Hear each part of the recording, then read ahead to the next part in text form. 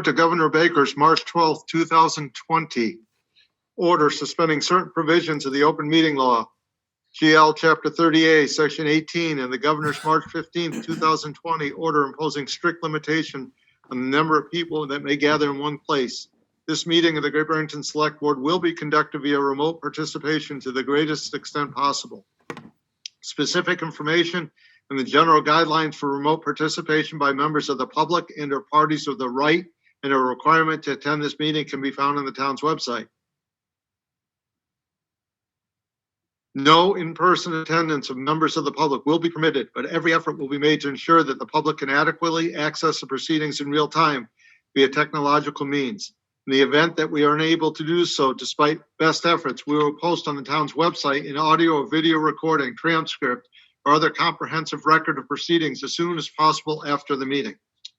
Pursuant to Mass General Law 7C 30A, Section 20F, after notifying the chair of the public body, any person may make a video or audio recording of an open session of a meeting of a public body or may transmit the meeting through any medium. At the beginning of the meeting, the chair shall inform other attendees of any such recordings. So this meeting is being recorded by this town to be used for our minutes, and it may be recorded by other members, including the press. The listing of agenda items of those reasonably anticipated by the chair, which may be discussed at the meeting. Not all items listed may in fact be discussed, and other items not listed may be brought up for discussion to the extent permitted by law. Start with Select Board's announcement statements. Lee? Nothing for me. Kate? Yeah, last week I had mentioned wanting to review some of the police policies.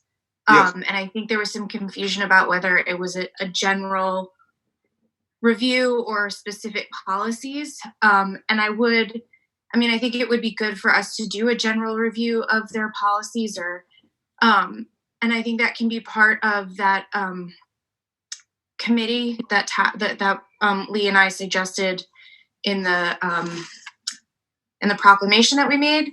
I think what I was speaking to specifically was the policy around hate crime. And so I would really love for that to be on the agenda for us to review that policy to see if that policy is adequate. Because if it isn't, we as a select board and the town manager are ultimately responsible for the policies of the police department because we do not have a strong chief position in Great Barrington. And so it's our responsibility that that policy is adequate. It will be put on a future agenda. Thank you. And soon. Thank you, Kate. Bill? No, nothing here. Ed? Nothing. So I do have one thing. It's an update from Ellen Lahr. On October 16th, the town responded officially to the Great Barrington Declaration with a nationwide business wire distribution, and she wants to just report on the results. As of 1 p.m. on October 19th, there were 2,500 views of the release on Business Wire. The release has been posted at 118 news sites with a theoretical monthly reach of 31.2 million visitors, including national outlets, The Hill, Yahoo News, MSN, The New York Times, ABC, AP, Bloomberg, Boston Herald, Buffalo News, CNBC, Detroit News, Montreal Gazette, Ottawa Citizen, and many others. The press release was distributed via news outlets that picked it up to more than 6,000 email recipients. Key influencers in this debate retweeted the press release from the Great Barrington website. So it was a good investment, and it with good visibility and pickup. So it was a good press release, and it got what we wanted, which was major visibility. Town manager's report. Thanks, Steve. First up on my list tonight is just a quick update on the Housatonic Waterworks company. Just wanted to report to the board and to the residents that we've identified 2 engineering firms capable of completing the phase 2 study and the appraisal of that system. The first firm is called AECOM, AECOM, and the second one is DPC Engineering. So they'll be working together on this project. We have the proposals in hand. I'm reviewing them at this time, and I expect to execute those contracts within a week or two. And once they get started, the timeline is probably about 4 months. So things will be pretty quiet once we sign the contracts, but they'll be working hard in the background. Next up on my list is a November 15th winter parking ban reminder, and that's just a friendly reminder to everyone that November 15th through March 30th, of course, no parking on town streets. And just a reminder that there are alternative locations for people to park that need overnight parking. Town Hall here in Great Barrington, our Railroad Street parking lot, the Castle Street parking lot, Mason Library parking lot, and then in Housatonic, the Housatonic Community Center is an option for residents to the north. Another Halloween reminder, as of today on the state's COVID-19 map, we continue to be a low-risk community. So assuming nothing changes in the next week, we'll proceed with Halloween trick-or-treating on Saturday, October 31st from 5:30 to 7:30 p.m. And I just want to remind everyone that does participate to please have your children wear a COVID-compliant mask and also avoid gatherings. And I guess one last reminder on that is to make sure that you're only visiting homes that have a porch light on so that we know that they are in fact participating. Mark, can I just interrupt for a second? I think there's a question about the Housatonic Waterworks, so let me just. I'm sorry. No, it's okay. Elizabeth Rockefeller, go ahead, just unmute yourself. Yes. Looking back to the DEP letter on August 28th, and I quote, Housatonic Waterworks has an approval for a treatment system that includes polyphosphate or phosphate blend to coat the pipes. That system has not been installed. Housatonic Waterworks has indicated an interest in other treatment systems that coat pipes. However, it has not submitted a permit application for any alternate treatment consideration by the DEP. The Mass DEP has requested information from Housatonic and advised Housatonic of information the Mass DEP would require as part of any new permit application. Do you know where it stands? Has Mercer even taken the initiative to even put this treatment system into effect? Or is he just waiting for the town once again to bail him out? And with the ban on bottled water, where can I get the individual bottles of water other than the gallons? So I can tackle that, Steve. We have not received any more communication between DEP and Housatonic Waterworks on the treatment, but I will check in. Just a reminder, we don't play a regulatory role here, so we're only copied on those letters, but I can look into it and reach out to DEP and see what the status is. As far as purchasing water goes, we've only limited through the ban the purchase of 1 liter or less bottles. So anything larger than that should be available at any store that sells bottled water in town. Okay, thank you. Go ahead. So moving on with my list, just another update on the elderly and disabled transportation program. Just wanted to mention to everyone that we have executed a contract with BRTA to provide Great Barrington with 2 vans, or the same 2 vans that were used by SBETC before they closed. They've been serviced, they've been cleaned, they've been re-lettered, and will be returning to us within the next week, hopefully by the end of this week. We are also working on acquiring a 3rd van. And we have 3 members of our staff at this time that have been fully trained and certified as drivers. And we're still, of course, advertising for 2 additional part-time drivers. If anyone is interested, we can, of course, set you up with the training required for those positions. So residents can expect that by November 1st, we'll have transportation in place for Great Barrington and Housatonic residents. Of course, in the meantime, just remember you can reach out to our senior center at 528-1881 and we'll connect you with someone that can provide a ride in the meantime. And then by January 1st, we hope to have a regional program in place working with some of our neighboring communities here in South County. So more to come on that, but I just wanted to let the board know and let our residents know that there are options available, and we should have the vans on the road by November 1st. And before I move on to our Division Street Bridge update, and I would ask Steve if you could promote the 3 engineers from Ty and Bond at this time. All done. Oh, thank you. Okay. Anyway, before we move on to that conversation, I just wanted to mention one last thing that's not on my list and on the agenda tonight, and that's the DPW stenciled in various locations downtown on our sidewalks, a reminder to folks to keep safe distances from one another and wear masks. And I just wanted to thank the board for that idea, and also thank our DPW staff for doing the work. So that's all I have. Oh, that's great, Mark. Thank you. The Division Street Bridge, Mark, go ahead. Okay.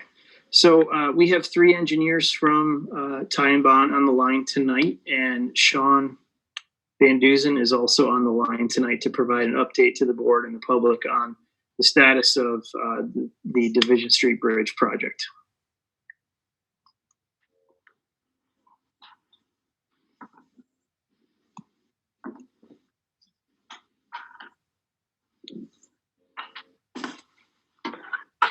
Can you guys hear me? Yes. Yeah, so I think what I'm going to do is get a little background that we had been doing some engineering and alternatives analysis about 6 months ago, which we pivoted from to begin work on an emergency repair, or a probable emergency repair, which has run into a snag with DOT. And I think the best thing to do would be to let Ty and Bond discuss the background a little more, and also next steps for the town.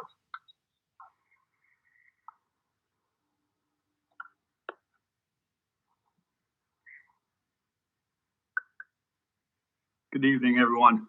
My name is Dan Holmes. I'm a project manager with Ty and Bond. Can everybody hear me? Yes. Great. We did prepare a short little presentation. I don't know, Mark, if that can be shown on the screen. It might be useful. If not, we can still talk everything through with you guys, you folks. Go ahead and get started. I'll try to get that up on the screen. Okay. So Andrea Lacasse is a senior engineer, and Brian Brenner is a principal engineer, both with Ty and Bond.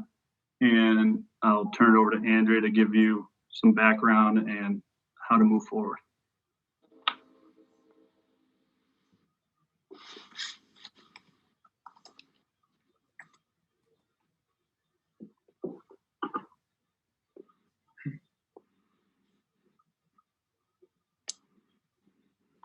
Andrea seems to be muted. She needs to unmute herself. Oh, okay. I think I'm all set now, right? Yes, you are. Okay, great. Thank you. So back in 2019, we began working with the town towards a town-funded replacement of Division Street. And then in May of 2019, the town approved the funding for the Division Street Bridge replacement. Okay.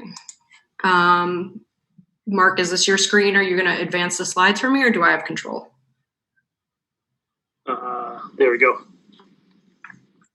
Okay, yeah. So this is a timeline that I put together. As you can see at the beginning, Mass DOT has performed routine inspections of the bridge.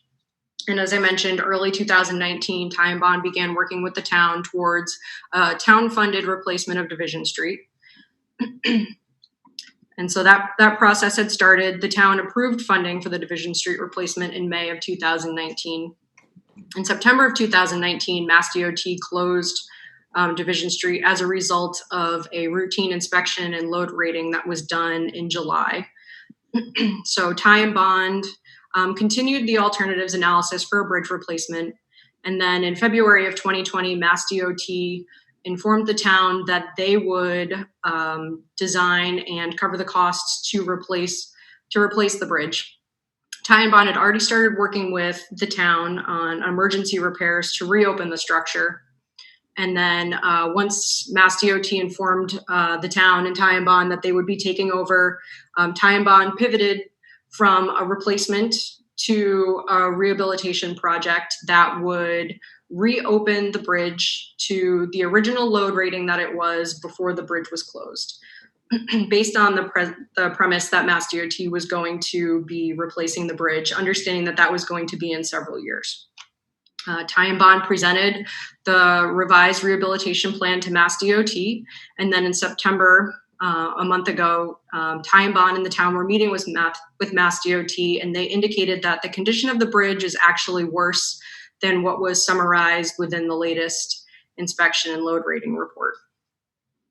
If you could advance the slide for me. Also at that meeting, Mass DOT discouraged rehabilitation of the existing truss. This was for a few reasons. Because the members were actually worse than the condition that was summarized within the load rating report and the inaccuracies of the report. And also because the replacement of this, the funding mechanism was a discretionary grant program that's actually part of the transportation bill that is tied up in state legislature right now. Part of the reason why it's tied up is due to COVID and just competing interests for the funding in the state and uncertainty of funding. So the timeline for the design and replacement of this bridge by Mass DOT is now uncertain. And there's concern about continued deterioration of the bridge, as deterioration is not necessarily linear. As bridges deteriorate, the deterioration can accelerate. Next slide, please. So the town could proceed with rehabilitation against Mass DOT's advice, but this would come at additional cost. An independent inspection and trust member analysis would be required.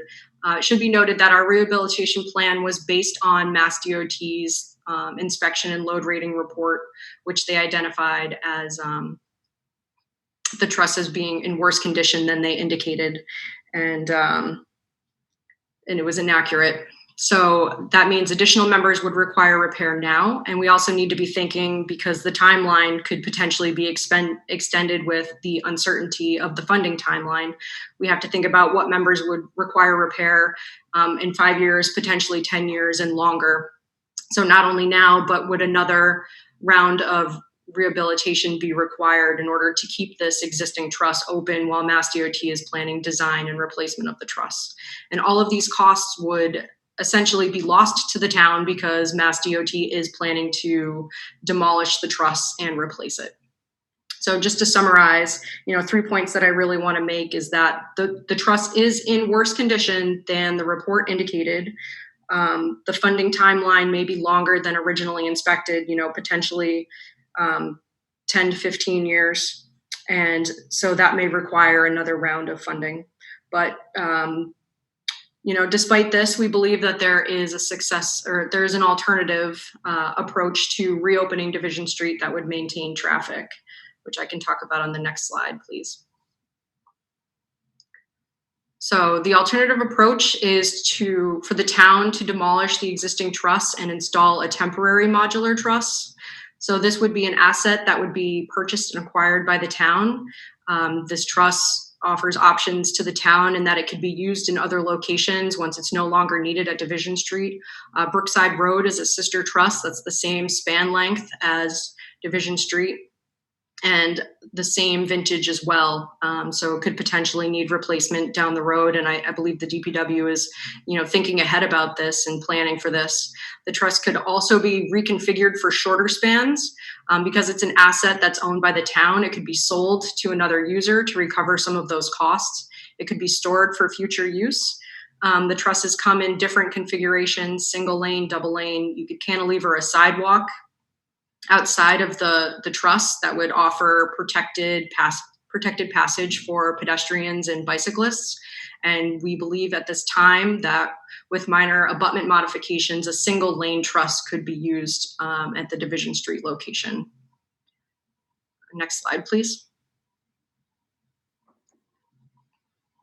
So this is a photo of an Acro bridge, which Acro is a manufacturer of modular trusses. And this is a cantilevered sidewalk on the outside of the truss. And this is a schematic of what an extra wide single lane truss would look like, potentially for the Division Street location. And that concludes my presentation. So, despite the setback, there is an approach that we believe that could be successful for reopening Division Street and maintaining safe passage for vehicles and pedestrians and cyclists until Mass DOT can replace the structure. And I guess I'll open this to any questions for any of the engineers at Ty and Bond at this time.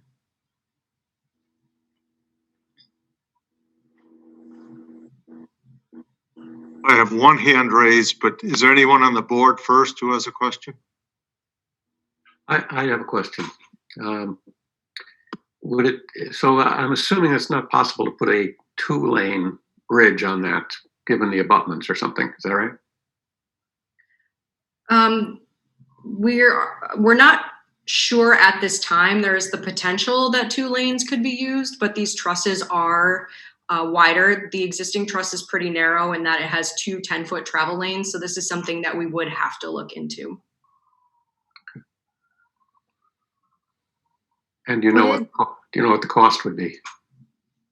We're estimating at this time that the cost would be $2.5 to $3 million to demolish the existing truss and to place the new truss.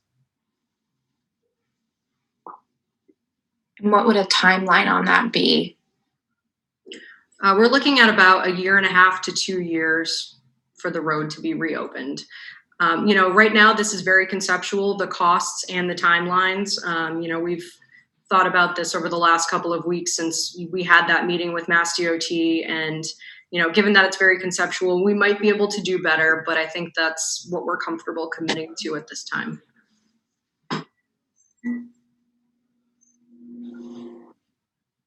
Okay.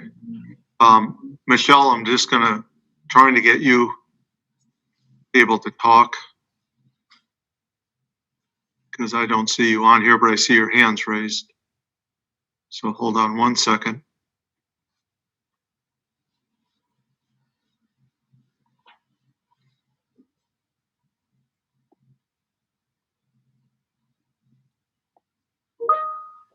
There it is. Okay, Michelle, go ahead. All right, thank you, Steve. I just have a couple questions. First off, a clerical one. May I have a copy of the PowerPoint that was just shown? That would be great. My second is I've always been concerned with regard to the overloaded trucks that were traveling the bridge, which they shouldn't have been, but were also directed by town signs to go over the bridge. As a matter of fact, just this past Friday, October 23rd, a large tractor trailer truck went down Division Street. Even though the bridge is closed, the signs are posted, but it goes to show it's a routine roadway for huge trucks. I am convinced that the damage to the Division Street Bridge would not be as bad as it is if the town of Great Barrington had not allowed these trucks, gravel trucks, other overloaded trucks, to go over the bridge. That being said, this new design, what would the load rating be? And would it be comparable to what is there right now? And if overloaded trucks continue to go over the bridge, what could happen to that structure? One of the engineers, you want to answer that, please? Thank you. Yep. So we would achieve a minimum of what is there right now. We would have to explore this further, but we would be looking to get a minimum of an HS20 load rating, which is a full-size truck. we'd have to look at 2 lanes versus a single lane and do a comparative analysis to what is there right now. Because if the truss is replaced, the truss can be designed to whatever truck we would like. We would have to look at the limiting factor, which would be the existing abutments. So we would have to discuss that with Mass DOT during the design phase.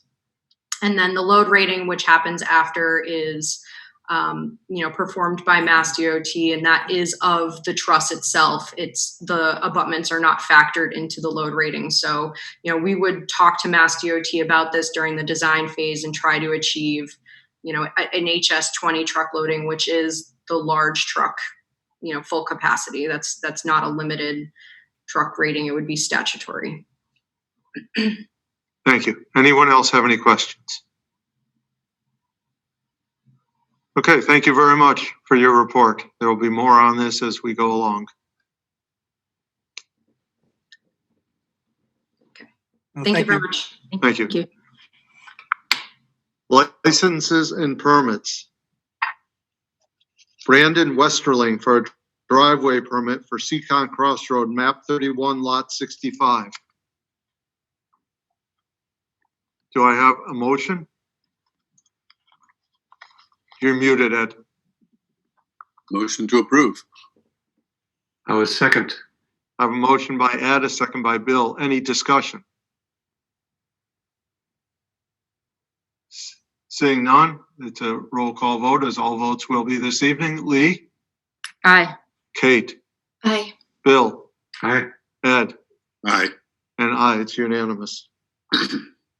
Gary Rooney and James Cochran for an annual common victualler license for Marjoram and Rue at 47 Railroad Street. Is there anyone on the line from there? If you would raise your hand.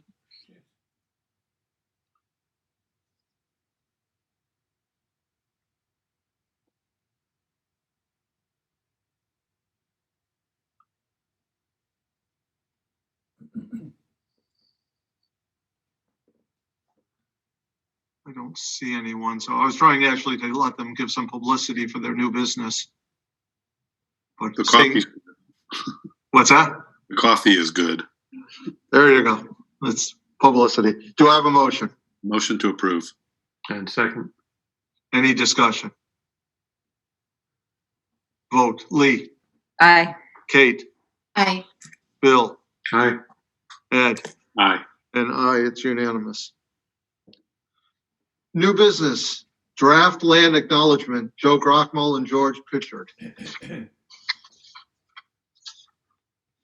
I'll get us started here. Steve, if you could promote Joe Grockmull to be a panelist, and also George, if you see him in the list. I will. In the meantime, I'll just mention that in your packet for tonight, there's an executive summary describing this proposal with some history, and Joe will provide us with some more insight here. It looks like his hand is up.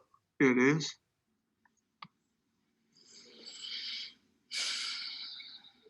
Go ahead, Joe. Excellent. Can everyone hear me? Mm-hmm. Excellent. All right. Well, on that note, good evening, members of the Select Board. On behalf of @GB Labs, I'm pleased to present you with an official Great Barrington land acknowledgement, as well as an accompanying executive summary, which provides additional background information regarding our proposal. Our recommendation is that the official land acknowledgement provided in your packets be read before the annual Great Barrington Town Meeting. So just for a little bit of context here, for either members of the board or members of the public who are unaware. So a land acknowledgement is a formal statement that recognizes the history of an indigenous population that lives in the land or lived on the land where a community is now located. So while at first glance it may seem that a land acknowledgement is all about the past, to the contrary, we at the lab believe that the adoption of such a statement will benefit our future. Every year at the annual town meeting, residents decide on the present and future direction of GB. But before we can make, such, monumental decisions, we feel it's important to recognize and understand our past, including events that both had positive outcomes and negative repercussions. So through this land acknowledgement, it is our hope that town residents will be able to contextualize their place and role in history and to reflect on the past before deciding on the future. Just from a personal side with this, every Wednesday for work, I facilitate an entrepreneurial event called 1 Million Cups Anchorage. And I begin each meeting by reading an official statement recognizing that those of us who are living in southern Alaska are on the traditional lands of the Dena'ina people. By starting our meeting with a land acknowledgement, we were effectively able to frame and drive conversations about the future direction of innovation here in the last frontier, with a focus on equality, community, and care. The lab would like to bring the similar spirit of reflection to Great Barrington. It is our hope that this land acknowledgement will empower Indigenous voices within our community and beyond, inspire non-Indigenous individuals to learn more about Native communities and their history, and to bring all of us closer together in the pursuit of a stronger, more inclusive, and equitable future for our town, community, and country. Before opening up the floor to questions and comments, I'd like to thank George Pichard for his incredible work on this. He did a great job with researching the Indigenous history of our town and region. And I'd also like to thank him for some editing support over time as well. Additionally, I'd like to thank the town manager for allowing us to proceed with this proposal and for reviewing our work and providing us with constructive feedback. So on that note, I'd like to open up the floor. If anyone has any questions or comments, I'm more than happy to address them. Anyone have any questions? We will read this. I think it would be appropriate to do that now before we make the motion. Joe, do you want to just read the land acknowledgement? Certainly. So the official land acknowledgement reads as such. As we gather this evening for our annual town meeting, where we will decide upon the future direction of our community, it is important that we also look to and learn from the lessons of the past. We want to acknowledge that we are gathered on the traditional lands of the Mohican people and honor with gratitude the land itself and the people who have stewarded it throughout the generations. We commit to continuing to learn how to become better caretakers of the land we inhabit, to understand the history and traditions of those who cared for it before us, and to learn from the successes and failures of preceding generations in the pursuit of a more just, equal Great Barrington. Seeing no questions. Oh, I do have a hand up. Yeah. Joe, this Go ahead. is great, and I'm so. Oh, me or someone else? Yes, you can. Okay, great. Sorry, Joe. I was wondering if you reached out to the Stockbridge-Munsee community Band of the Mohicans. Often when land acknowledgements are created, there is some communication with the Indigenous community that had lived there originally and owned that land originally, to make sure that if they have any needs or concerns or language that they prefer to be used. And so I guess this is great, and I'm so glad that we're doing this. And there's so much more we can do. This is a great first step and reminder, but I just want to make sure that we are being respectful of their feelings as well and concerns. Absolutely, Kate. That's a great question. So it's my understanding that George, when he was conducting research, did reach out to them and incorporated their feedback. I can confirm that, but I believe that's the case. George is on the line, so Yes, I had a very nice conversation with one of their representatives and was able to learn a lot in the process. And I'm hoping that that line of communication can stay open for the future. Yeah, that would be great. Thank you so much, George. I know Stockbridge has been doing a lot of work with them to locate areas of historic significance. So I think it'd be nice for us to also be a part of that work as well. Yeah, totally. Awesome. Thank you. Ken, you just unmute yourself and you can speak. Yeah, I was just wondering. Name and address, please. Ken Schumacher, Castle Street, Great Barrington. Thank you. I read an article one time on the Empire State Building, and that from start to finish, it took them 13 months to build what was at the time the tallest building in the world. Why does it take 2 years to build these little tiny bridges? Oh, we're going back to the bridges. The engineers are no longer on, but there is a ton of regulatory maneuvering, and Sean is still on the line. So Sean, go ahead. You were doing fine, Steve. the permitting alone is 2 years. That's minus the construction and the procurement law and even getting the finances together. So it's an incredibly bureaucratic process, and I really wish it didn't take so long. All right, thank you. Thanks, Ken. Do I have a motion on the land acknowledgement? Yeah, motion to adopt the land acknowledgement and have it read prior to annual town meeting every year. Happy to second that. Okay. So I have a motion by Ed, a second by Bill. I do have someone with their hand up, so I will recognize them. Heather, Bella? Yes, hi. I would just like to know Ken's last name and the spelling of his last name, if I could. Go ahead, Ken. Am I still unmuted? No, you're unmuted. Yes. Schumacher, Schummacher. Thank you. Okay, so I have a motion and a second. Vote Lee, Aye. Kate, Aye. Bill, Aye. Ed, Aye. and I, it's unanimous. Thank you very much. Thank you, Joe. Thank you, George. Thank you, everyone. Draft response to the Great Barrington Declaration by the Select Board. Lee, do you want to lead us off? Sure, I'd be happy to do it. Just to give a little bit backstory to this before I read the letter that I drafted, I just wanted to, oops, I'm just switching it here. One sec. It's on the screen, Lisa. Oh, okay. I just want to take it off because I just want to see my screen for a sec. If you can take it off.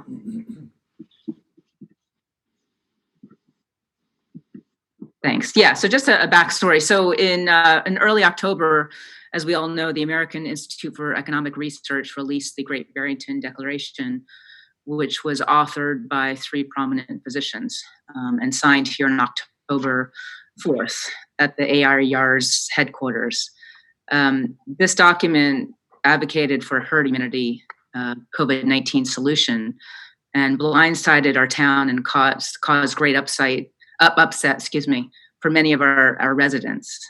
And although the town manager released a press release on October 16th, which distanced the town from this declaration, I felt that we could go further by addressing AIER directly in a strong and unified voice, which speaks for many of our residents who have spoken up, which says that, no, we don't believe in putting people's lives at risk for economic gains, and we don't endorse many of the elements that are in their declaration. So in response to working with citizens and doing a lot of listenings, I drafted this rebuttal to the American Institute for Economic Research, which I'd like to read right now, if it pleases the board. Sure, go ahead, Lee. Okay. Dear Dr. Kuldorf, Dr. Gupta, and Dr. Bhattacharya, recently the American Institute for Economic Research has made international headlines with your publication of the Great Barrington Declaration. It is in response to this declaration that we, the Great Barrington Select Board, are writing to express our unequivocal disapproval of the ideas expressed therein, as well as the despoiling of our town's good name. We feel co-opted and exploited by your efforts to promote ideas that run counter to our town's collective value system, namely caring for and protecting the vulnerable in our community. We also have serious concerns that the notoriety you have courted will deter regular and future visitors who support our economy, just as we are equally concerned that your promotion of herd immunity will attract visitors who agree with its risky premise. Your declaration is an open invitation for tourists who eschew safety measures to visit our town and behave irresponsibly. While we cannot be certain why your pro-herd immunity agenda was named for our town, it is clear that your decision to do so has damaged our reputation.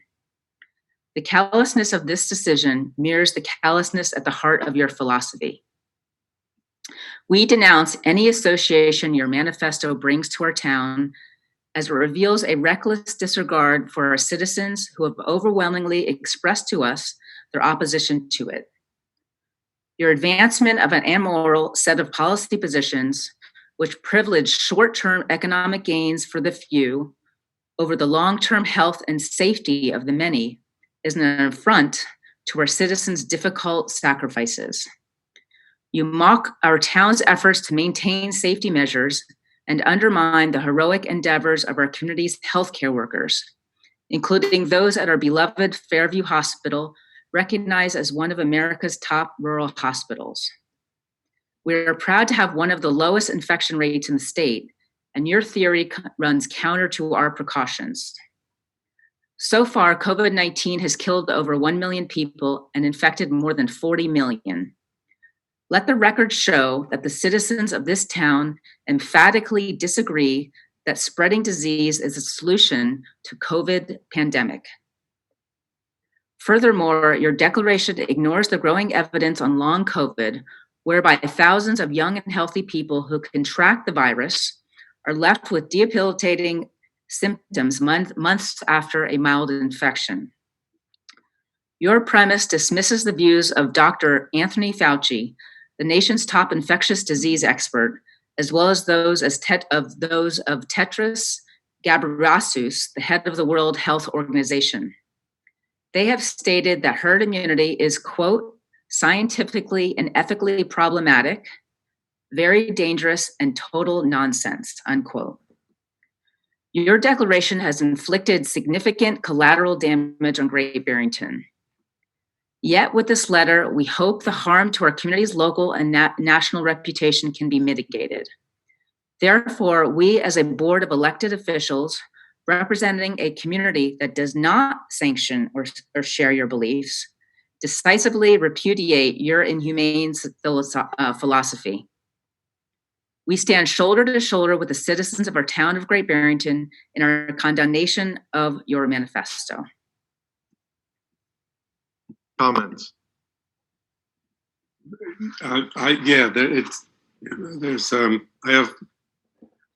If we're signing on as a board, I have difficulty with some of the tone and some of the specifics. I don't know if you're open to an edited version of it for us to vote on, or if you'd rather not us edit.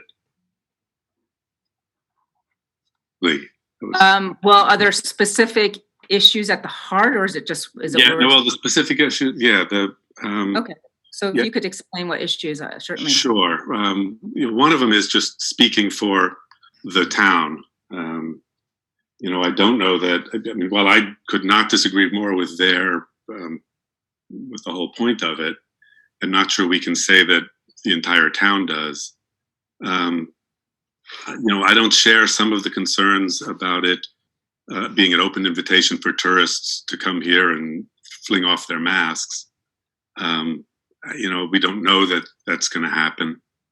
I keep comparing it to the Paris Accords, which were not approved by a vote of the Parisians.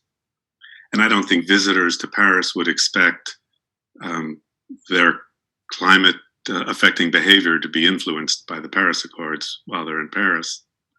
I like the idea of sending something like this. They're just also some of the harshness. I think there's enough of that in the world with people when you disagree with them, and I would rather tone some of that down. But again, it's your letter. I don't want to, and I proposed edits, and Mark has them if you want to discuss them, but they're significant. So if you'd rather not, that's fine. Well, I was hoping that we could get everyone to sign off on this. And with your comment about the Paris Accords, that was hosted in Paris, and it wasn't about putting people's lives at risk. So I think that this is a different type of message. I think that a strong and unified message that speaks for, the citizens of Great Barrington, saying that, we don't believe in putting the most vulnerable at risk and isolating a portion of our population. So I think to compare it to the Paris Accord is not fair. I do get it that, it does take place in Paris and this isn't Great Barrington, but I do think that, we didn't host this. We were blindsided by this. And I think that a strong, unified statement that complements the press release that came from the town, which I'm very thankful for. I think that this is taking a little bit of a different approach by directly addressing ARE and saying, AI or ER, please forgive me, and saying, we don't believe in this, and this is serious. This is not an economic, we're not an economic pawn here. These are actually people that we care for in this community. So it's strongly worded for a reason, is my answer. But I hope that the rest of the board can get on board with this. So that you would rather not have the edited version. Again, I don't want to present it if you don't want. Yeah, I mean, what my hope is that we as a board can all sign together and be unified and basically what was said in the letter, that we can get behind it, because I think that it's an urgent message that needs to be really needs to get out there. And I've heard from enough residents, and obviously we're not going to speak for everyone, but I think from a board, unless there's someone that's board that feels very strongly against what was written, I think that to come forward would be something that I would hope that we would do. Okay. I don't see collateral damage at Great Barrington. I don't. So I would not vote in favor of this, but if it passes, that's fine. If not, I would suggest if this doesn't pass, I would suggest we endorse the letter to the editor of the New York Times that Mark and Steve has sent, which again expresses our displeasure with the statement, but in gentler terms. But that's all. I won't present mine because I don't want to edit you if you don't want to be edited. So are you saying that you're not going to sign this, Ed? Right. I won't sign this one as is. But and it's harsh about the language, or it's because you don't believe that it's a inhumane. No, I think the plan they're proposing is inhumane, which is sort of strong. I don't think they think that, which is part of the problem. I don't think it really is an assault on our town. I would rather they didn't use our name. And if there's anything we can do about it, I would love to do that. I'm a little concerned about a government body taking issue with the content of speech of a group, unless it's really over the line. Other than it's okay to disagree with them. So again, if it's just me, don't worry about it. I don't know if it is. Well, I'm a little concerned. Do we really need to condemn their morality? That had me a little concerned. I'm still in favor of what you're saying here. And I think what they're doing, what they propose is ridiculous. I'm not a fan, but our real concern is that they affiliated their document with Great Barrington. But that's something we can't address. So what we can address, we can't say that they can take their name off it, because that's nothing we can control. Right. But we can control how we address the premise behind their declaration. So if we do feel that it's immoral and inhumane and that it works, counter to our town's collective values, I think that it's fair to come out with a strong and unified statement. Mm-hmm. So it's strongly worded for a reason, is my answer to that. I have to say that, I honestly think that I would be surprised if they even read this. Mm-hmm. It just seems like they have no regard for us as a community at all. Oh, you look very silly. I just got a visitor. And so I have to say that I'm not really putting that much thought into the language, because I don't think that they're really it's not going to change how they feel, nor do I think, unless you're planning on us not just sending it to them, but also sending it to news outlets. I think I have no problem with the strong language, because I just don't think they're listening. And so. Well, it's an open letter. So the purpose of an open letter is to get it out in the press and directly address the person that we're writing the letter to. So yes, it would be distributed to the media. And, you know, in relation to the press release that's already gone out, you know, this is speaking from the select board. So unless, if what I'm hearing is that my fellow members don't believe in what this says, then I can go and you know, take it elsewhere. What I was hoping is that we could have a unified voice. So it's a bit disappointing to hear this, but obviously, if you don't want to, you know, if other members don't want to sign off, I can't do anything. You know, a lot of work and a lot of listening took place. It's not coming from me. It's do you think, because, you know, we're all clearly on the same page and we're supposed to be meeting again. When do we meet? On Tuesday next week? Monday next week? We have meetings November 2nd. Is it possible for us to, could you and Ed work together on a draft, or with Steve's draft, and we can come back on Tuesday and look at different versions, or a version that we might all feel comfortable with, or a version that you both feel comfortable with? I didn't know that there was another draft. I haven't seen Ed's. I didn't know that Steve had one. So this is all. I don't have. Steve has a letter to Steve and Mark wrote a letter to the editor of the Times. Okay. Was that different from the press release? It isn't the press release. It's that was different from the press release, correct? When was so that? let me just say a couple things, Lee. I didn't hear anyone say, Lee, that they don't support in theory what you say. I think what you say, everyone, and I can't speak for the whole board, I'll say I support, but that we very much would wish Great Barrington's name had never been put on this. And I think that's very clear for me that we don't want our name on this. I think you're right, this is an open letter and will go public. If it's not the same tone I would have written a letter in, but you and I are two different people, and that's what makes the world go around. I would love to see us get a unanimous vote on this, because I really want to see the board behind this, because I think it's the right thing to do. And I will support whatever the majority of the board comes up with, because I really believe that we should be responding to this. We've done a good job so far with the press release. We've had the letter to the Times, and now we have a letter from the select board. So either tonight we vote and it won't be a unanimous vote, and I respect that. Everything can't be unanimous. Or we take Kate's suggestion that we come back. We have an executive session at 6 o'clock next Monday, that we come back in open session at, say, 5:30 and see if we can hammer out a solution to this. Either way, you put a lot of work into this, Lee, so I'm not going to say that that's what we should do. I think I will leave it up to you. So I sent Mark the edited version he's got.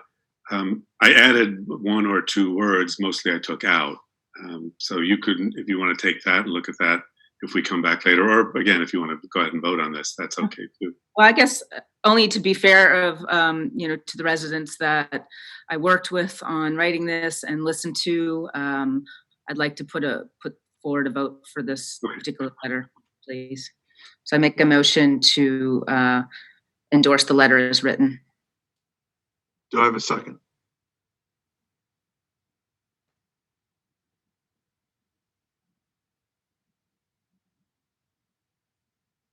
Not hearing a second. So I don't want to put forward the edited version because they're not my words. I'll make a motion that we endorse. Nobody's seen it, right? The letter to the Times that didn't go out to everybody. We probably should. I didn't see it. This is the first I've heard of it, and the first I've heard we probably shouldn't. We shouldn't vote on that now. Then. No. When was that done? I don't understand. When was this? I didn't see it either. I can share that if that's something. Yeah, well, I thought that was went out to everyone. Yeah. When was this written? Late last week. Just bear with me. I'll put it up on the screen in just a minute. Was this written after I said I was making this letter? Writing this letter?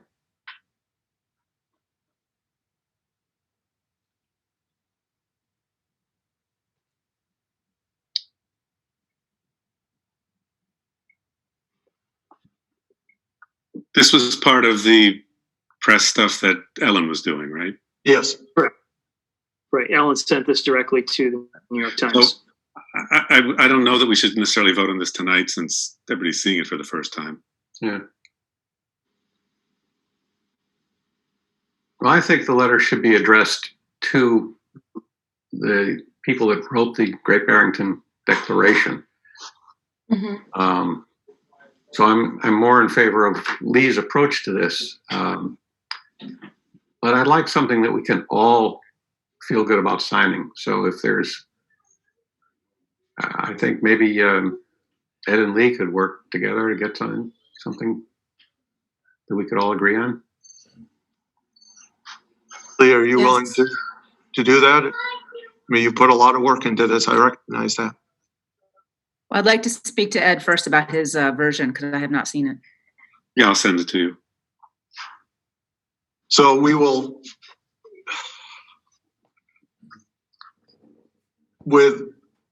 if the two of you can come up with something, we will meet at 5:30 on Monday to discuss it before our executive session. And if not, well, either way, we could meet at 5:30 to discuss it, whether you two agree or not. Because if we don't, we may end up wanting to vote on Lee's letter anyways. Yes. Are you okay with that, Lee, as well as you can be? I guess so. I'll take a look at what Ed's proposed. Has anyone seen Ed's letter? No, I sent it to Mark, who was going to put it up tonight if we were, but again, I don't want to edit your words without your okay.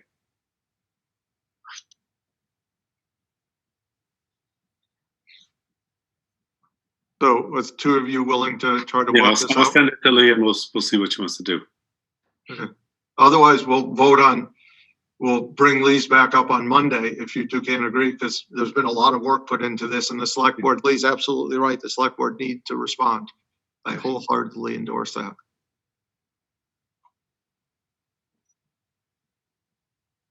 Okay. Monument Valley Road petition, executive summary, and Chief Walsh and Sean. Steve, if you don't mind, if I can get us started here and also ask you to promote Ronald Hirsch. Yeah, I am just doing that. Okay, so I just wanted to mention before we get started that late last month we received a complaint from Mr. Hirsch, a petition really, signed by a number of residents on Monument Valley Road. And since that time, our police chief and our DPW superintendent, Bill and Sean, have looked into actions that we can take to slow traffic. And a copy of that executive summary that we drafted, or that they drafted, was included in your packet tonight. So they're both on the line to answer any questions you have. And I believe Ron would like a minute to present to the board as well. Sure, just give us your last name and address. We know it's Monument Valley Road, but. Go ahead, Ron.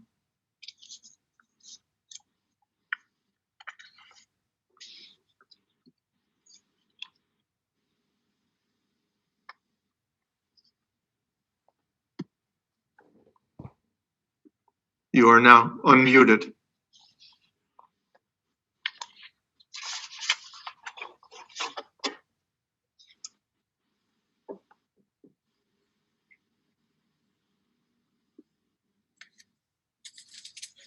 Mark, you see any reason why we're not hearing?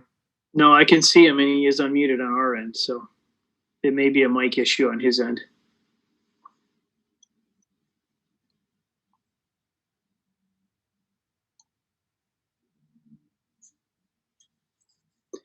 If you want, in the meantime, maybe we can move on to Chief Walsh and Sean Van Dusen. Sure, they're both promoted. Chief Walsh or Sean, who wants to go ahead while Ron's trying to fix this mic issue? Good evening. Can you hear me okay? Yes, we can. Okay. We'll bring three things to the table on this issue.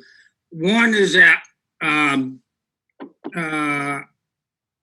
we'll step up and increase our regular radar patrols. We actually do spend a considerable amount of time up there already. We realize and fully understand it is a problem.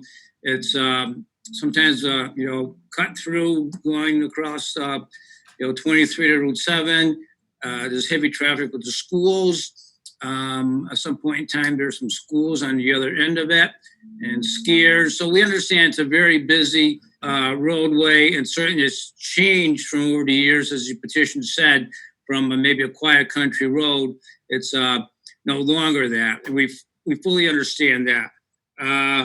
It's also a long highway. There's a lot of stretches where it's long and open, and you can certainly really get up there on speeds, and we recognize that. So we already spent some considerable amount of time up there with the radar, and we're going to continue doing that. The second thing is that we, as the board probably knows, we just a couple of weeks ago took possession of a brand new speed monitor trailer, which was in the budget. And it just came in literally 2 weeks ago. We've already had it up there once on Mountain Valley Road. And the nice feature about this one compared to our old one is that there's tons of information it's going to be able to give us. There's lots of stuff. I've got to keep going through the manual myself to catch up on it. Sergeant Storti has been kind of in charge of the project, but there's just tons of information that we can get out of there. It breaks down speed into all sorts of days, times of days, which way traffic's going, certain stretches of the highway, all features that the old trailer did not have. And again, it's been up there once. I think it was the first time we used it. We put it up there after we got this petition. And we're looking at some of that data. We're going to put it up there again in some other spots and look at some more of the other data. Probably the most important thing is that it's going to tell us what places on Mountain Valley Road it really is a problem, where they really are speeding, and that's where we'll concentrate our patrols. The other feature about the new radar, the new machine, is that it does have a message board. So just as a public imaging tool, we can put up certain messages over there, which the old machine did not have. And a lot of towns have that. Stoppage has a nice message as you go through there.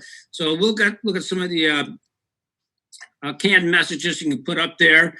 And as part of education, I think that'll help too. So that's another great feature of this new unit. And thirdly, just 2 weeks ago, we applied to the state for a traffic highway safety grant. So the timing of this is good in that aspect. We expect to hear any day on whether or not that's been approved. We're pretty optimistic we'll get it. It's for approximately $12,000. And we have some other things we've asked for in the grant. Part of the grant is that you have to spend on increased traffic patrols, certain around the holiday seasons, but you can, some of that money you have to spend on just good old-fashioned radar traffic patrols. So if we get this grant, and I expect that we will, we'll certainly commit a large portion of those increased patrols to Monument Valley Road. So those are the three solutions that we have to bring to the table. Thank you, Chief. Sean, one of the things I don't think that we addressed, at least I didn't see, is what does it take to put a limit on trucks on Monument Valley Road? I think we need to do a traffic engineering study if you're talking about lowering the weight limit or doing anything different with speed limits, anything of that nature. Okay. Ron, are you able to speak?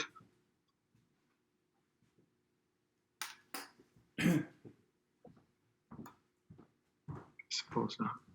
Anyone on the board have anything they want to suggest? Two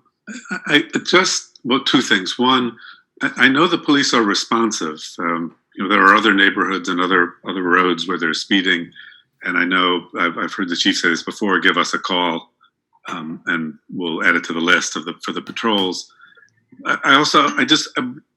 Realistically, we're somewhat limited in what we can do. Right? There's 2 officers out in the town at any given time, and they can't spend all of their time. And just in the last year, We've gotten complaints, and this is just me, not the police. Division Street, Route 41 north of Division, Route 41 south of Division, East Street, Gilmore Avenue, the Hill by Taconic, and Main Street, where people have said speeding's an issue. So it's a problem all over. And I fear that without significant expense, as in an additional police officer, we're always going to be playing catch up on this. And I don't know if it's worth considering, the town considering a police officer just to do traffic control and to get aggressive about speeding tickets. And it's a question. That's not an opinion. No, I understand that. And I would be interested in Sean coming back to us with a price and understanding of what a traffic study could do. Sure.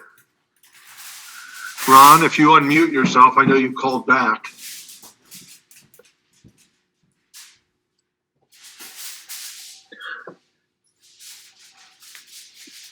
And I've promoted you, so you should be able to speak.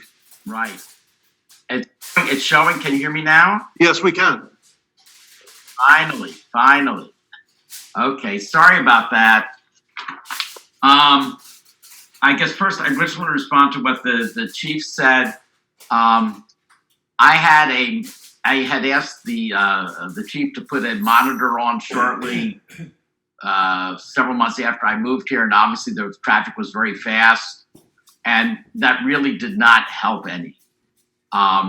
When I went around and took this petition from the top of the road to the bottom of the road, straight stretches, curving stretches, I was very surprised to find out that speeding is a problem for the entire length of the road. I live on a straight stretch, and so it's especially bad.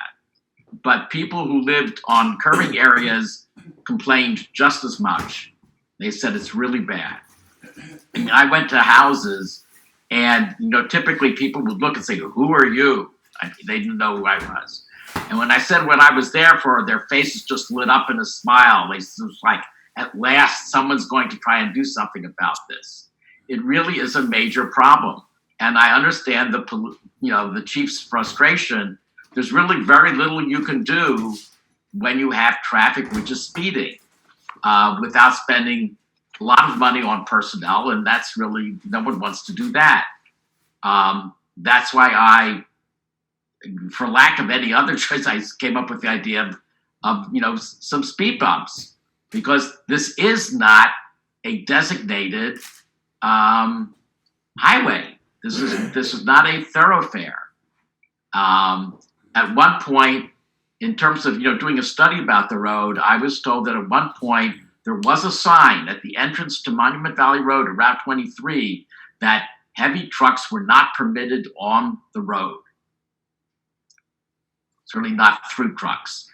The man couldn't remember exactly what the wording, but it definitely was directed at that issue. And certainly the road does not appear to be built for the kind of heavy traffic it's getting now. Until even when we moved here 2 years ago, it wasn't getting that kind of truck traffic. This is more recent. Excuse me. But this is really a quality of life issue. People live in Great Barrington and move here for a reason. And people certainly on Monument Valley Road chose to live here for a reason. One reason why we bought this house was the speed limit is 35 miles an hour, and on the whole road is 40 miles an hour. So that's a country road. It's someplace where you can live. You can just go walk on the road, etc. And now it's totally changed, and no one uses the road. People don't. I mean, you have people not from the area. You see people biking, obviously. I'm amazed there hasn't been an accident. But people don't let their children bike on the road. People have stopped walking on the road. It's just totally changed the habit. You feel like you live on a highway now. And so I don't have a lot of confidence in these monitors or in a slight increase in patrolling that's really going to make a difference. Even if there were a big sign at the entrance on both ends saying, notice 40 miles an hour max speed limit monitored, so people at least aware that this is being watched. That might help a little bit. I don't know. But the truck traffic is a real issue. If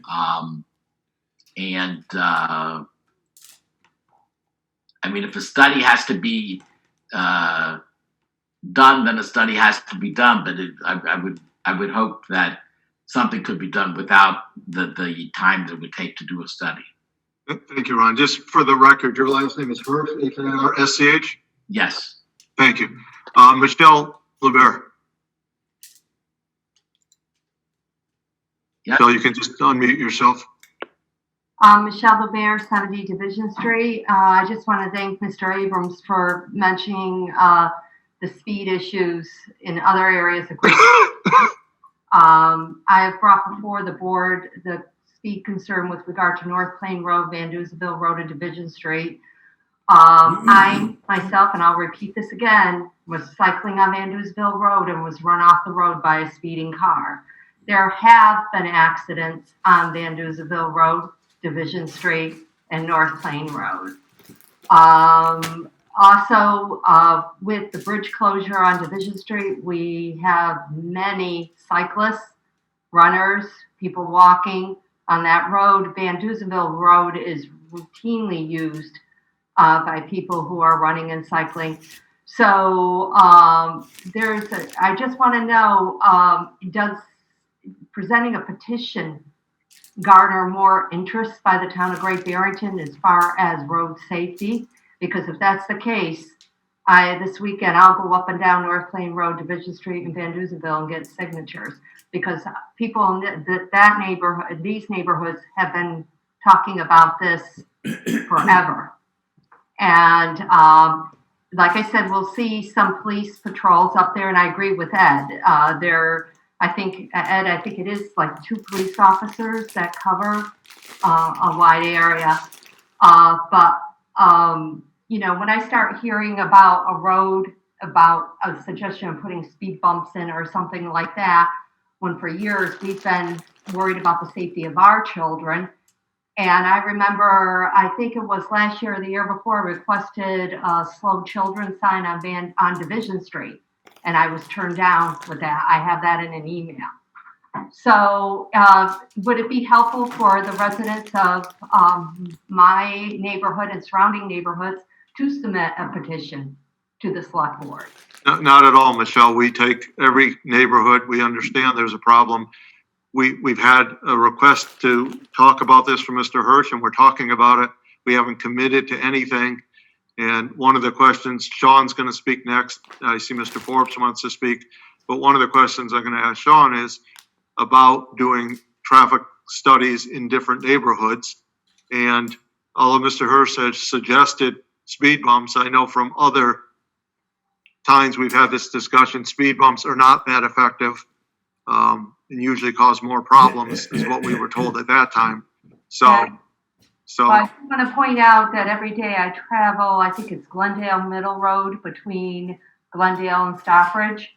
There's been a police officer on that road every single day because they too are having an issue up there. It's a shortcut. But I also want to point out the high rate of speed on Main Street in Great Barrington. It's shocking. If you're out on the Main Street, stand there. I know, Ed, you're right there all the time. And it just shocks me how fast cars are flying down Main Street in Great Barrington. So I do feel it is a systemic problem in Great Barrington, one that would probably be remedied by police presence and ticketing. But I see the personnel limitations that are there to be able to affect that. Thank you. Thank you, Michelle. Sean? Yeah, so getting back to the speed bumps, they're costly, but they're also not prohibited on many roads. You can't just take a road and put a speed bump in. Some roads, depending on their categorization, you're strictly not allowed to put them in. So that's one thing to consider. In terms of Miami Valley Road, I'm definitely going to go through and look at the signage and see if there are traffic calming things that can be done without a formal engineering study, additional signage, or even painting fog lines when we repaint to narrow the road to make it appear more narrow rather. So those things we can do immediately, and I've already driven through a couple times, and we'll do so some more to come up with some ideas.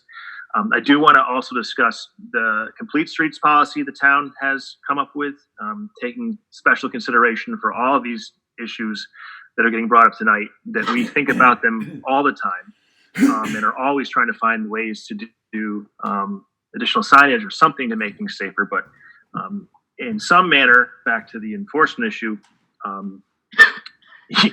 you can't be everywhere at once, and at the end of the day, this is an enforcement issue. And we can pay for traffic studies all we want, but most of the time they're not going to come up with a result we want. So and I also want to mention the Main Street project in Housatonic, which we just got a grant to do, several $100,000 to put a new sidewalk in. But again, we are looking at this stuff all the time. In the issues of Main Street speeding, we have an engineering analysis that's completed, and we have some things to that we'll be able to build in the next year or so that will make the crossings on Main Street safer. So Sean, let me just ask you this. There's a couple of people with their hand up, and Lee wants to speak also. I also seem to remember that plowing with speed bumps is an issue also. Yep, absolutely. Let me let people speak, and then the select board will maybe make a request about this. Lee, go ahead, and then I'll allow some public comment. Thank you.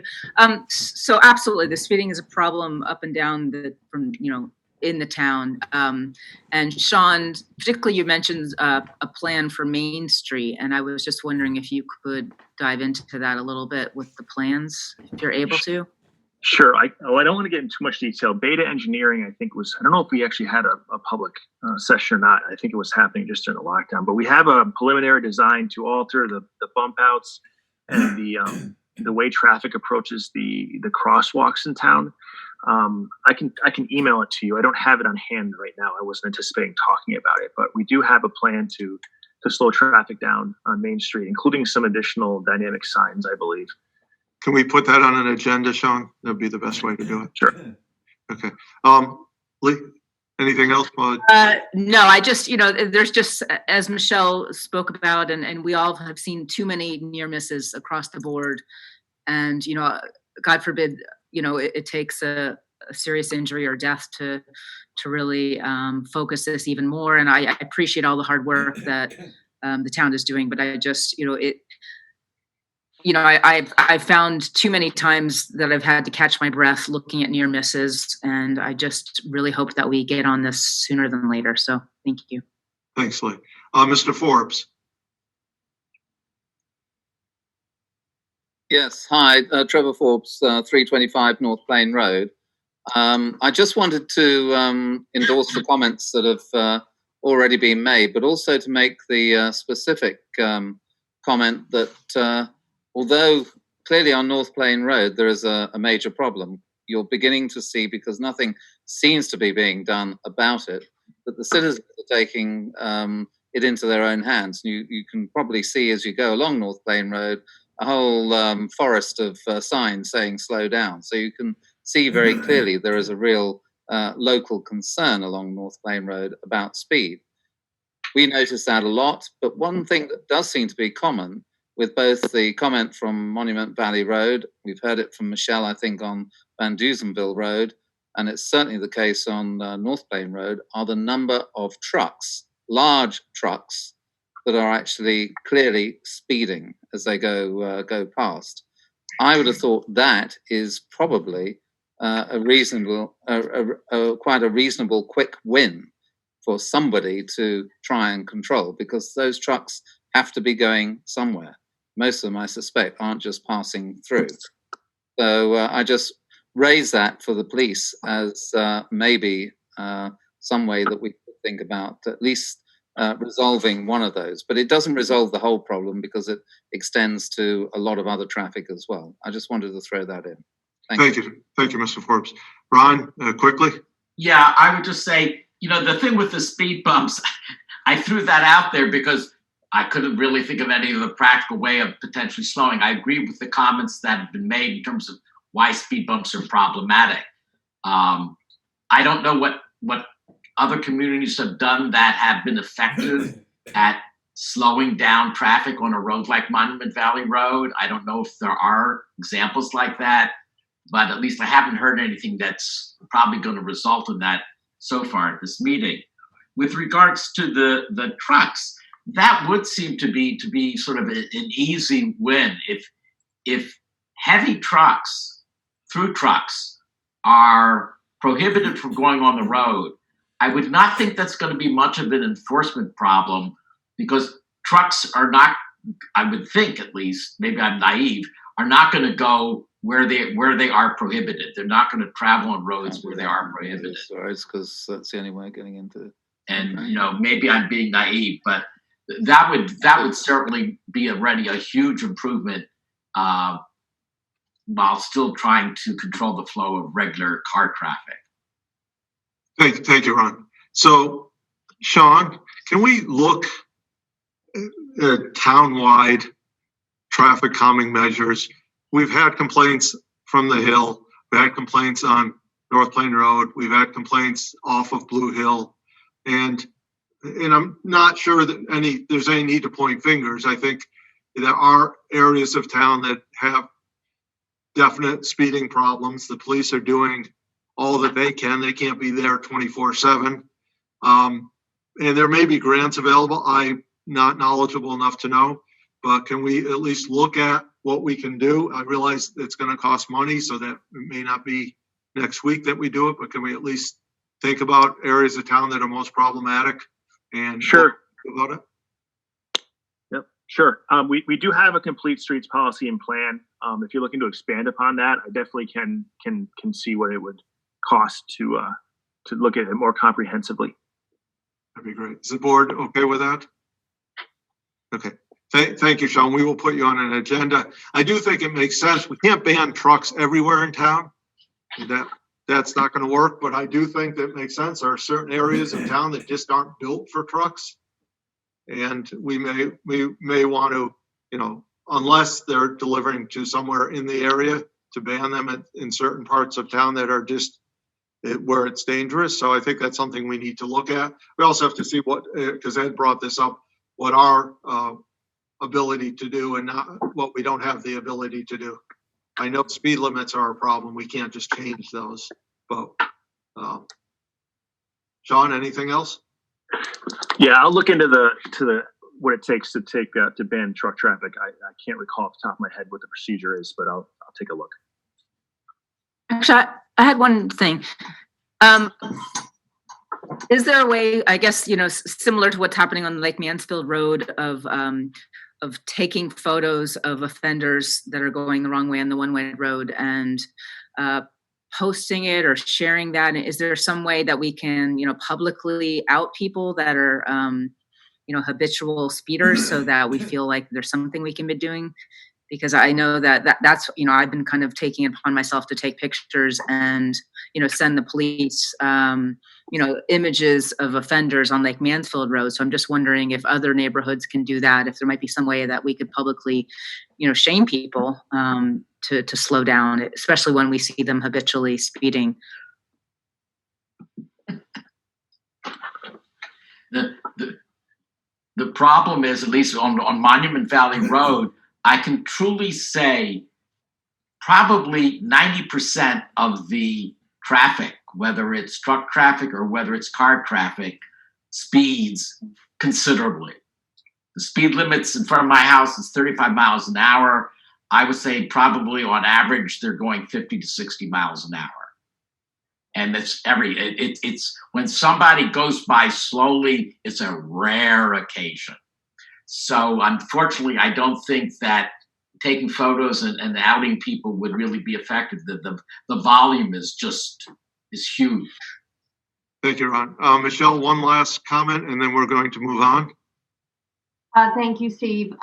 Steve, I don't know if you remember this. I'm just thinking of historically, and there's certainly people in the audience that probably do remember it.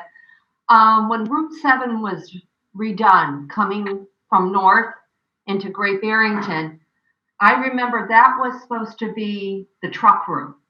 That Route 7, north to south, the purpose was to keep trucks out of residential neighborhoods. other than for trucks that had deliveries in areas. For example, Rising Paper Mill in Housatonic, a truck would be directed to the paper mill. Somewhere along the line, to divert, probably to avoid traffic on Route 7, the trucks started going all over the place. So I do recall that that was the purpose, was to keep trucks on Route 7, keep them out of our residential neighborhoods, and it's failed. So directing trucks through other directing trucks away from one residential neighborhood and having it go through another, that's going to meet with opposition. So somebody may want to do some homework on that, on the Route 7 corridor. Thank you. Thank you, Michelle. So there's a couple of people with their hands up. I really want to move ahead. So let's, I will recognize, if I can find this person. Mark, give me a hand here. There's one person with a hand. Well, now there's two, but I'm not. There it is, Lucy Jordan. Lucy Jordan, very quickly, please.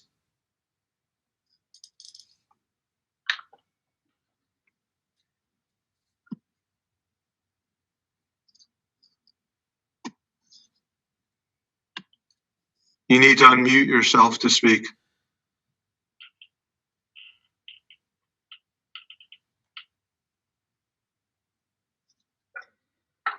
Chief Walsh, go ahead while she's unmuting herself briefly, please. Yes, thank you. I just want to go back to Ed's point earlier about manpower, which was a good point, Ed, and refresh my memory for me.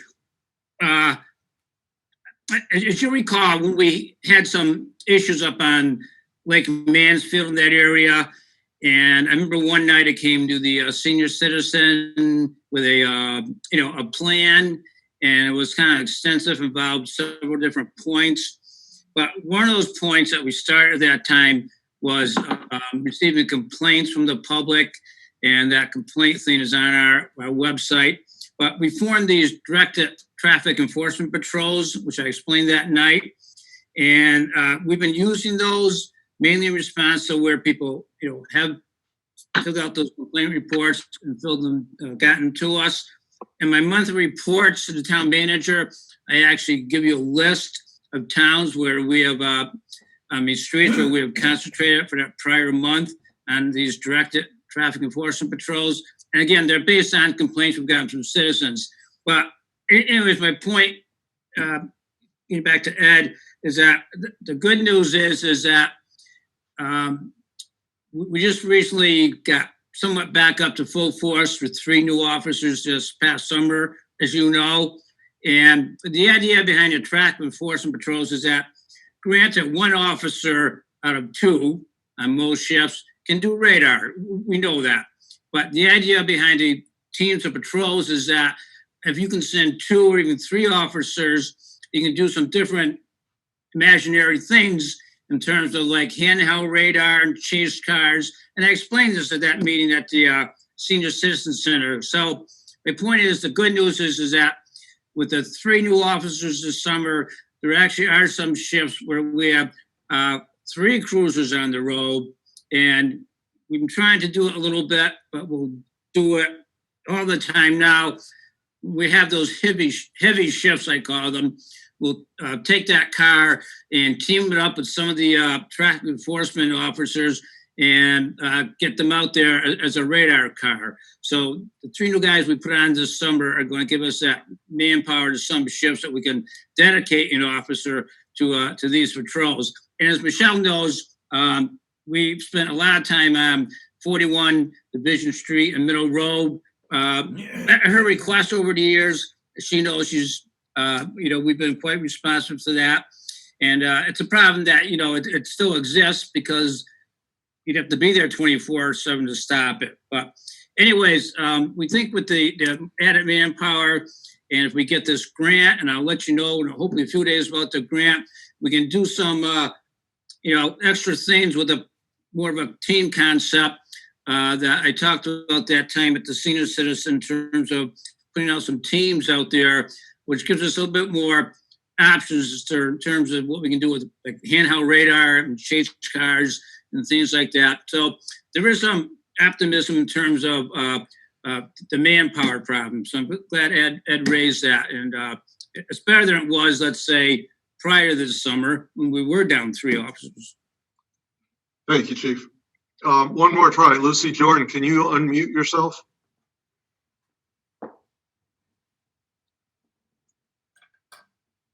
Okay, we're going to move on. We'll have citizens speak at the end if you can unmute yourself. Next, we have the 2021 regular meeting calendar for the Select Board. Anyone have any comments or questions on that? Concerns? Did we miss anything? Holidays or? Hearing none, that will be our schedule. I don't think we need to vote on it. That'll be our schedule, but we know we're going to add to it. But next, Mark, if you briefly want to talk about the Zoom meeting format.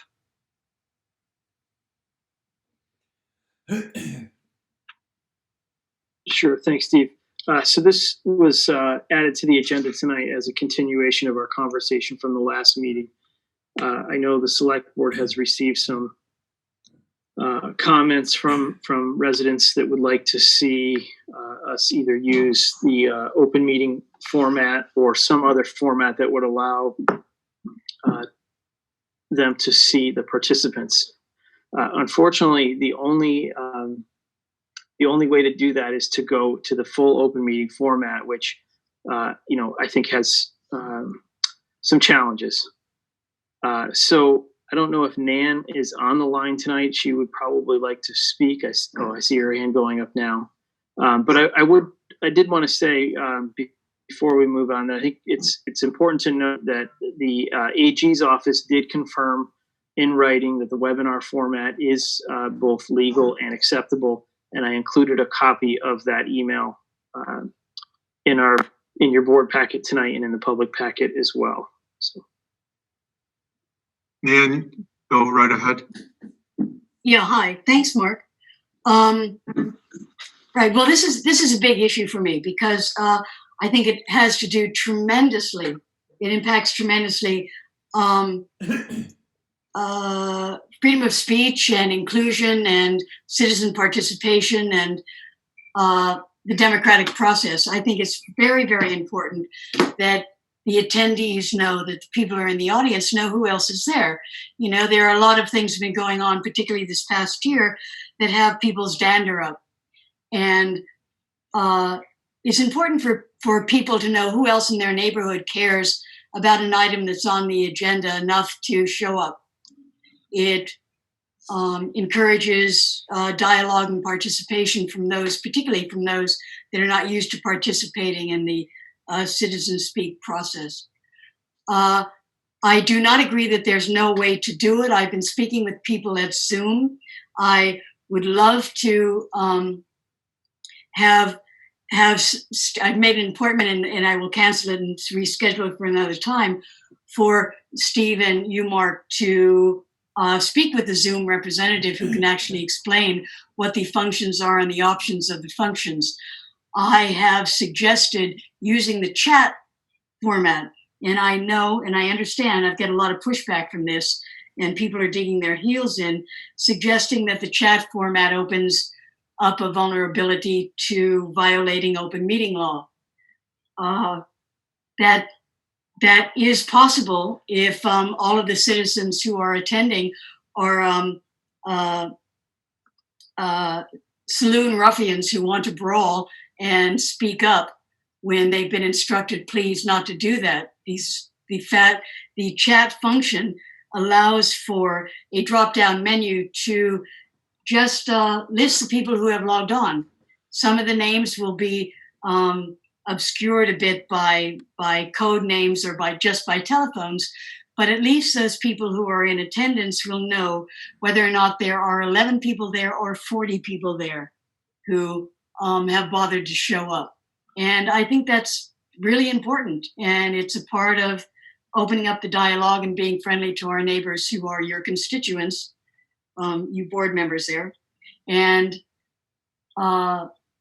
we want to know what's going on. We want to participate.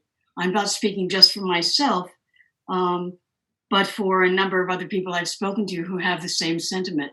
So I would like for you guys to be open to having to exploring options rather than just saying you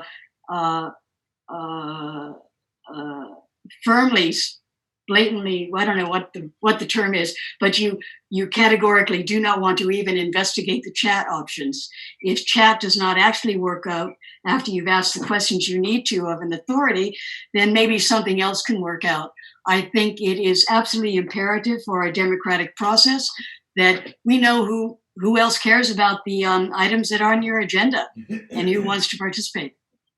And what I was hoping to do tonight was, after you sent me the email, I was hoping that we would test the chat option, but Amy, who's our tech representative, was in contact with Zoom, and using the chat option with a webinar format does not show everyone who's attending.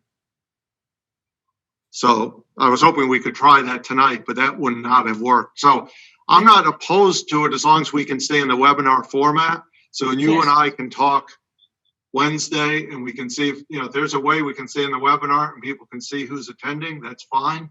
But so far we haven't figured that out yet. I'm not saying it's impossible. I'm just saying so far we haven't figured it out. Thank you for that, Steve. I really appreciate it. And yes, let's if you're willing, I'll keep that meeting open for Wednesday, and we'll have a conversation that continues outside of taking up time in this forum. That's fine. Is the board okay with that? If the board's fine with that, and we'll talk Wednesday. Thanks so much, Steve, and everyone else. Thanks, Mark. Anyone else on the board for this? Okay. Next, we're going to vote to reopen the public hearing for special permit application from Berkshire Aviation Enterprises for an aviation field in an R4 zone at 70 Egremont Plain Road, Great Barrington, for SB 1.4E1 and 10.4 of the zoning bylaw. Continue from August 10th, August 24th, September 14th, September 21st, and October 5th, 2020. Do I have a motion? Motion to reopen the public hearing. Second. I have a motion by Ed, a second by Bill. Kate is recused on this. So Lee? Aye. Bill? Aye. Ed? Aye. And I. So let me go over the ground rules for tonight. We'll start with the petitioner will present responses to previous meetings information, if there is any. I think there were a few questions. Next, we'll have very abbreviated public remarks. We're going to ask the public not to repeat themselves from what has already been said by either you or anyone else. And those public remarks are for residents of Housatonic and Great Barrington only. According to our bylaws, we'll limit those to 5 minutes. We'll hope they'll be shorter. I am continue the optimist. I'm hoping we'll close the public hearing after questions from last meetings are answered and the board has any other questions that can be answered this evening. I will be the eternal optimist. Then the select board will begin deliberation.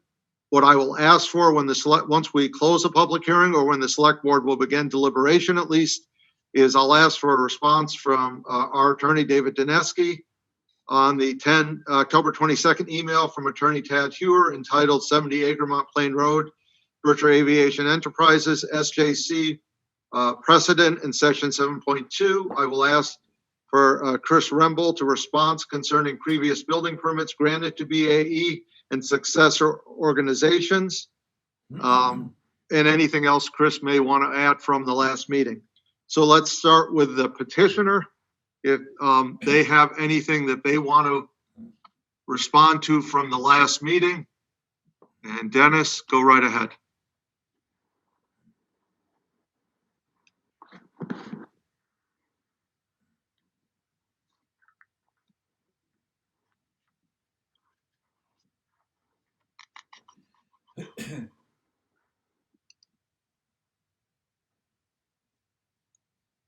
Mark, if you see Dennis on here before I do, I thought I promoted him, but it's a little crowded up there and I'm still figuring out how to get rid of those. I sent you an email with instructions. I looked. Unfortunately, my screen doesn't look anything like that. I'll ask the Zoom guy on Wednesday. I just promoted Dennis, so he should be able to Great. speak. Dennis, just unmute yourself and you're all set to go. Thank you, Mr. Chair. I appreciate the opportunity and members of the board. Based on just a few brief comments, first, there were, according to my notes, a couple of open items from the last hearing. One was, if you will, in my court, and that was with respect to the Black Hawk helicopters and frequency with which they may take off and land at the airport. At the risk of repeating myself, I've confirmed with the airport that there is no that there's no formal agreement in place with respect to that. They've been doing that since prior to the current owners owning the airport. With that said, the airport is open to limiting the takeoff and landing. The only comment being that as an airport, it's very difficult, if not impossible, to prohibit a helicopter or an airplane from landing. But certainly, the owners of the airport are willing to work on that and to entertain restrictions with respect to the Blackhawks. And then the only other items I wanted to add was to reiterate the fact that granting this requested permit will not create a new zoning district. Those underlying uses that are not allowed in the R4 zoning district would not be allowed upon the granting of the permit. Specifically, no restaurants are allowed in that zoning district and no retail stores. With respect to section 7.2.1.1 of the zoning bylaws, as town council has suggested, the analysis must be made in light of the fact that the airport currently exists. In other words, whether the hangar construction would result in the operation of the airport becoming more objectionable than present with respect to noise, traffic, or other objectionable condition. And then finally, it should be noted that almost all, if not all, of the objections raised to date with respect to the project are not with respect to the hangars themselves, but objections with respect to noise, traffic, and safety. Those issues already exist, and as town council suggested, the analysis must be made in light of the fact that those things exist, those issues exist. The analysis is whether or not the hangars are substantially more detrimental, or I should say with respect to 7.2.1.1, whether or not construction would result in operations becoming more objectionable than currently stand. With that, I will entertain any questions that anyone on the board. I would just say that I think the only other open issue was with respect to outstanding permits, and I believe that that staff has collected that information. That is correct. Okay, thank you. Okay, so I believe Mr. Hewer is on the line and wanted to speak. Go ahead. Thank you, Mr. Chairman. On behalf of the many neighbors and residents who opposed the grant of the special permit, I want to take this opportunity as under the Selectmen's bylaws, section 189, to make this final closing statement, as I am hopefully, as with you, the eternal optimist that the record will be closed this evening after 6 occasions. I want to make 3 points in these 5 minutes. First, about section 7.2, section about expansion, and third, about trust. So first, section 7.2 isn't complicated. It requires locating aviation fields where they are, quote, not likely to become objectionable to adjoining and nearby property because of noise, traffic, or other objectionable condition, end quote. There is substantial evidence in this record of objections regarding noise, public safety, traffic, and water protection, among others. So as you've just heard from Mr. Egan, the airport now wants you to read 7.2 as though it included extra words that town meeting didn't put there. Specifically, that an airport use is objectionable only if such conditions are, quote, beyond that of normal airport operations, end quote. I can't be more clear. This argument has absolutely no legal basis. On literally dozens of occasions over the last 100 years, our Supreme Judicial Court has stated that, quote, we will not add words to a statute that the legislature did not put there, either by inadvertent omission or by design. Town meeting is the legislative body of Great Barrington. 7.2 has to be applied as town meeting wrote it until town meeting changes it. Now, if the airport wants to continue avoiding compliance with 7.2, it can. We don't dispute that. It can do that by continuing to operate as an allegedly pre-existing non-conforming use. But the airport doesn't want that. It wants to become conforming. That's why we're here. But by definition, conforming means the use must conform with all the zoning bylaws with which it does not need to conform now, including 7.2. Given the record here of finding that the airport use would not be objectionable to adjoining a nearby property would be unsupported by substantial evidence and arbitrary and capricious. Because compliance with 7.2 is a legal prerequisite for a special permit, the application must be denied as a matter of law.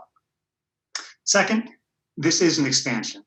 The airport wants a special permit for an aviation field, which by definition authorizes by right aviation uses well beyond hangars. And the airport has repeatedly claimed that growth will only be 1% a year. But by 2030, that's only 10 years from now, that's a 13% compounded increase from today. And they're not eliminating the existing tie-down spaces. They're fueling that growth by adding the hangar spaces to them. Increasing available airplane parking by 50% is an expansion under any definition.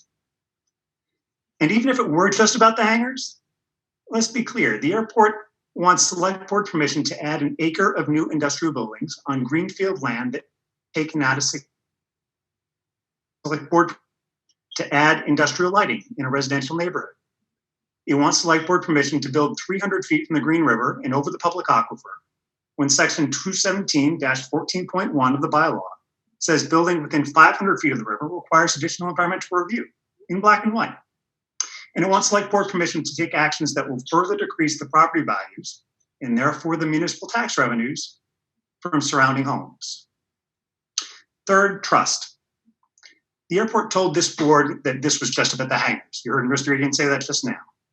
But once reminded that page 1 of their application requests a much broader aviation field special permit, they've admitted that they're actually asking for more. But trust us. The airport promised this board it voluntarily complies with all FAA airport safety advisories. But FAA Advisory Circular 150-5300 requires a runway obstacle-free zone 200 feet beyond the end of the runway, which is far from obstacle-free here. It includes Seacon Cross Road. But trust us. The airport promised this board no hazardous waste would be stored in the new hangars. And then it admitted in writing 2 weeks later that the hangars would have barrels to collect waste or contaminated fuel. That's a quote. Trust us. In 2017, the airport promised this board and Mass Aeronautics in writing that it would install an above-ground replacement gas tank. Then in 2018, it built an underground gas tank instead. But trust us.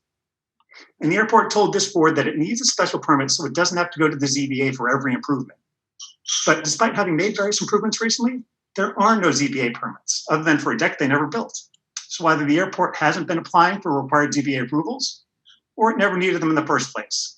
In which case, the alleged burden that requires a special permit from the select board is non-existent. But trust us. So here's what a special permit would give the airport: the flexibility to upgrade and enhance its existing facilities by right, including the addition of hangars. The airport can then leverage those upgraded facilities to attract more flights and increase the intensity of the airport use, which the airport knows the select board can't limit by imposing a special permit condition. For instance, one that restricts the number of flights, so the number of planes, the hours of operation, all while continuing to ignore or disregard the serious and sustained concerns regarding safety, noise, water protection, traffic, and other objections. But trust us. So in conclusion, when the select board grants a special permit, it is saying it has concluded that the use is not just to be tolerated at the location, but is appropriate for the location. It's saying that even if the use is expanded by right in the future, potentially by another owner, it won't harm people or the environment. The BAE has a track record here of promising one thing and doing another. It simply has not earned the right to a special permit, even one with the most well-meaning of conditions. For all these reasons, the board should vote no. Thank you, Mr. Chairman. Thank you. Anyone else in the public have anything new to say that we haven't heard?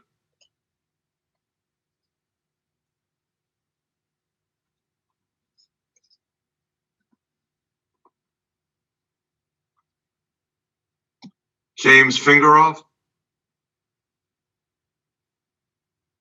Just unmute yourself.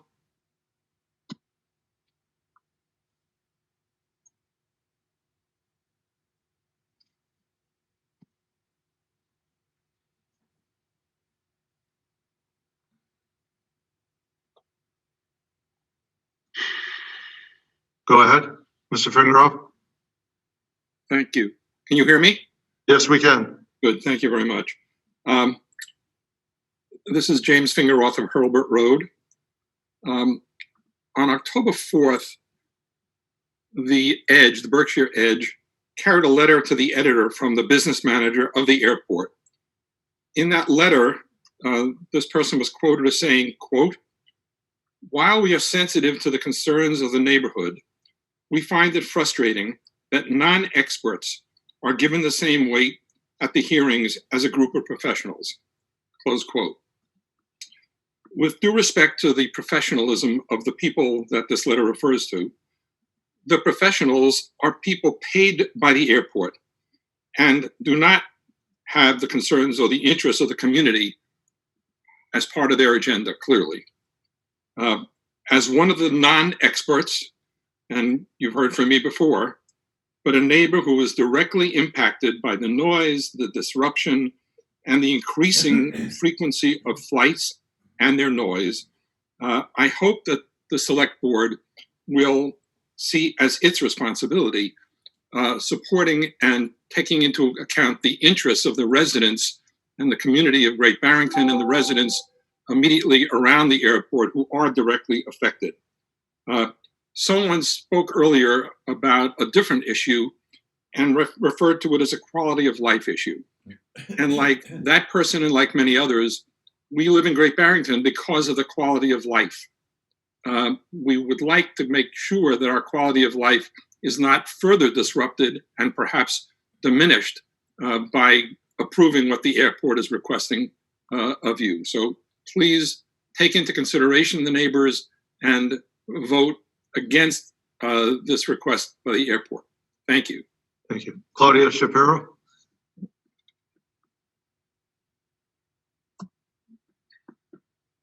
Just unmute yourself, Claudia.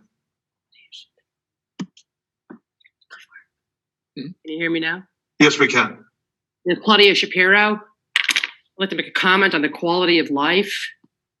I don't know what the quality of life means ever since the 2003 SWAP report, and ever since my good neighbor Walt Kalazda passed away. Thank you very much. Thank you, Claudia. Quality of life. So I guess since he's gone, there's no quality of life. And she's right there, right? Yeah. Right on top of the airport. Okay, anyone else?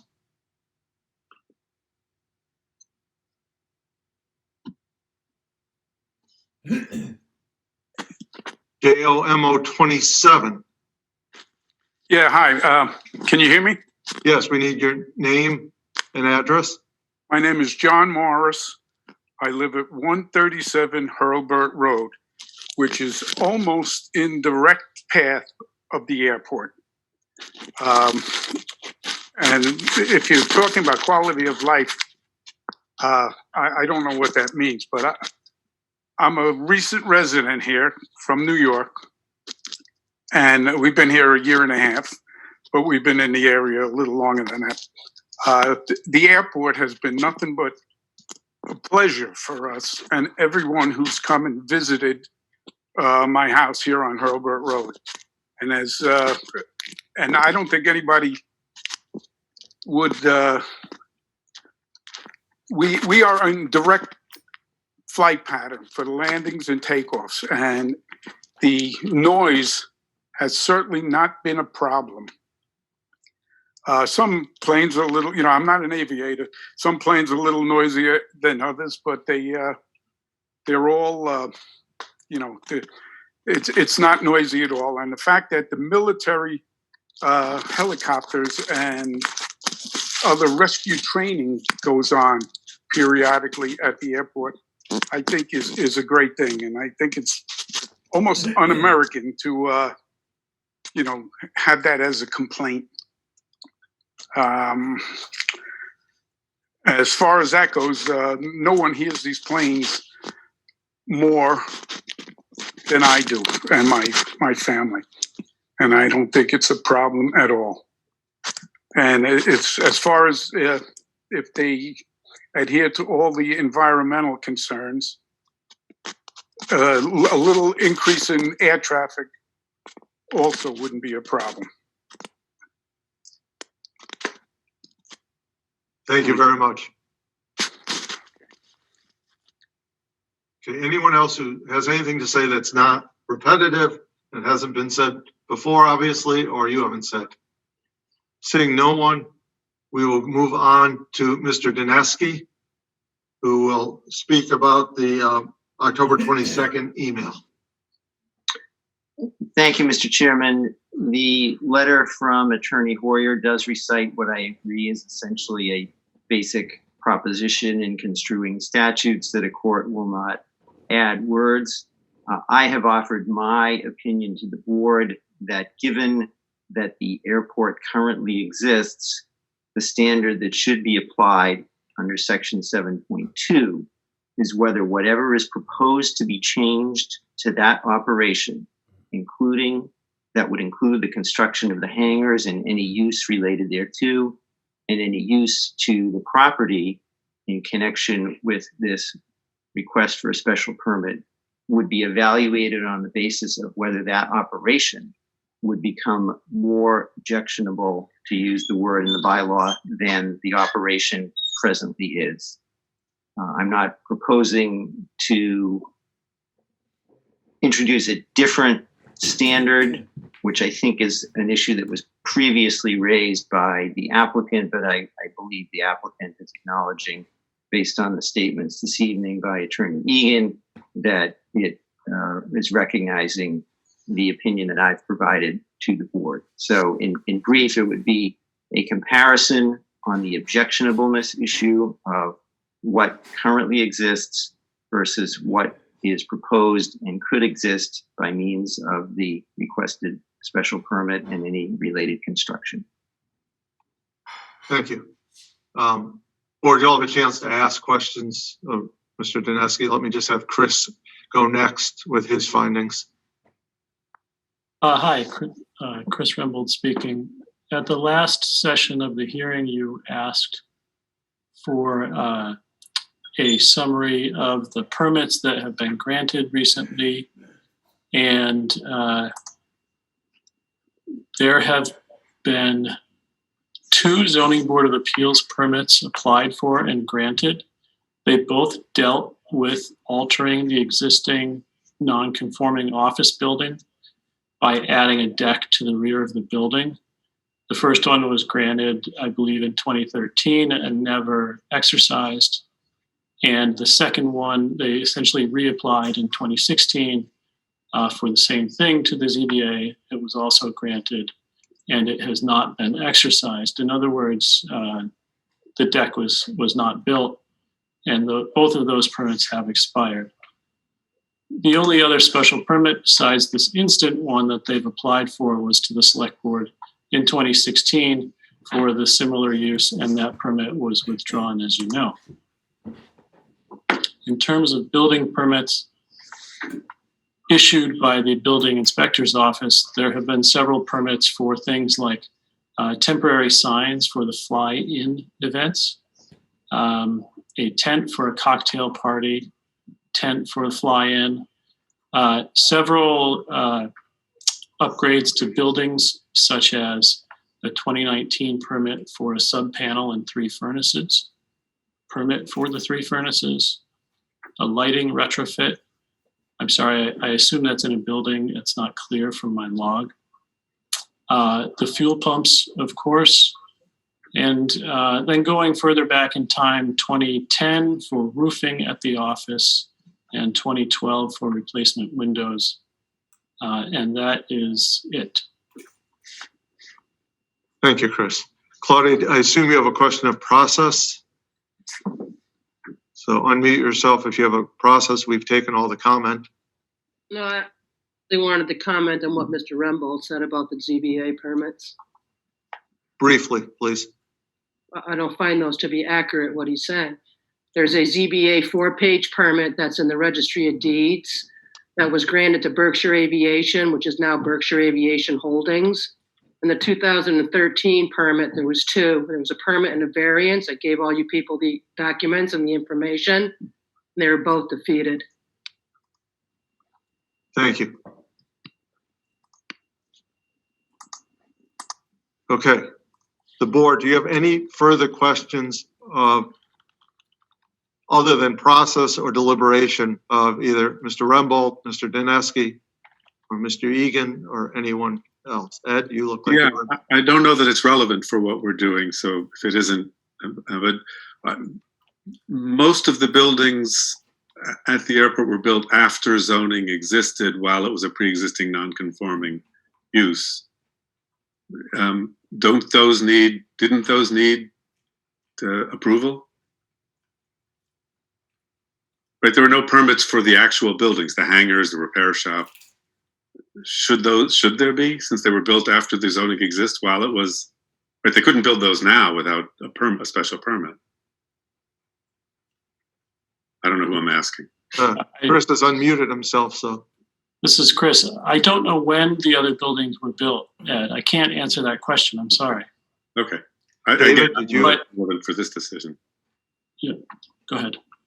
David, you unmuted yourself, so. Yes, I could respond to say that to the extent that there was a determination that whatever was constructed was within the scope of the pre-existing non-conforming use, there could have been a determination that there wasn't any other requirement beyond a building permit. But as Chris stated, I think we'd probably be speculating if we don't have the actual information in front of us.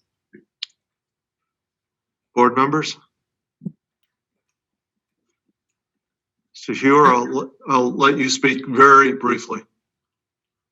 Thank you, Mr. Chairman. I'd point out that after zoning, you would need a building permit for any construction. The absence of the building permit may be self-cured if it was built long enough ago, but the assessor's records indicate that they were all built after 1948.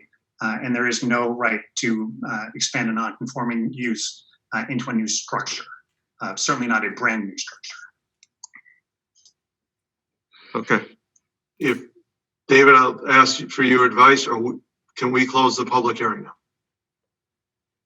If the board has no further documents that it's requiring or other information that it would want to have from either the applicant or any others and is satisfied with what's been presented thus far, then it may close the hearing. And I believe we have addressed those open issues that were raised at the October 5th session, which were the prior permitting activities that Mr. Rembold recited for the board. Ed, Lee, Bill, we all set to close the public hearing. We make the motion to close the public hearing. Second. Yeah. Very eagerly, we have a motion to close the public hearing by Ed. I'll give Lee, just by a nose, the second. Any other discussion? Hearing none, it's a roll call vote, of course. Lee? Aye. Bill? Aye. Ed? Aye. And aye. So we are not ready yet to vote on this because we don't have findings of fact yet, but let's have some discussion by the board.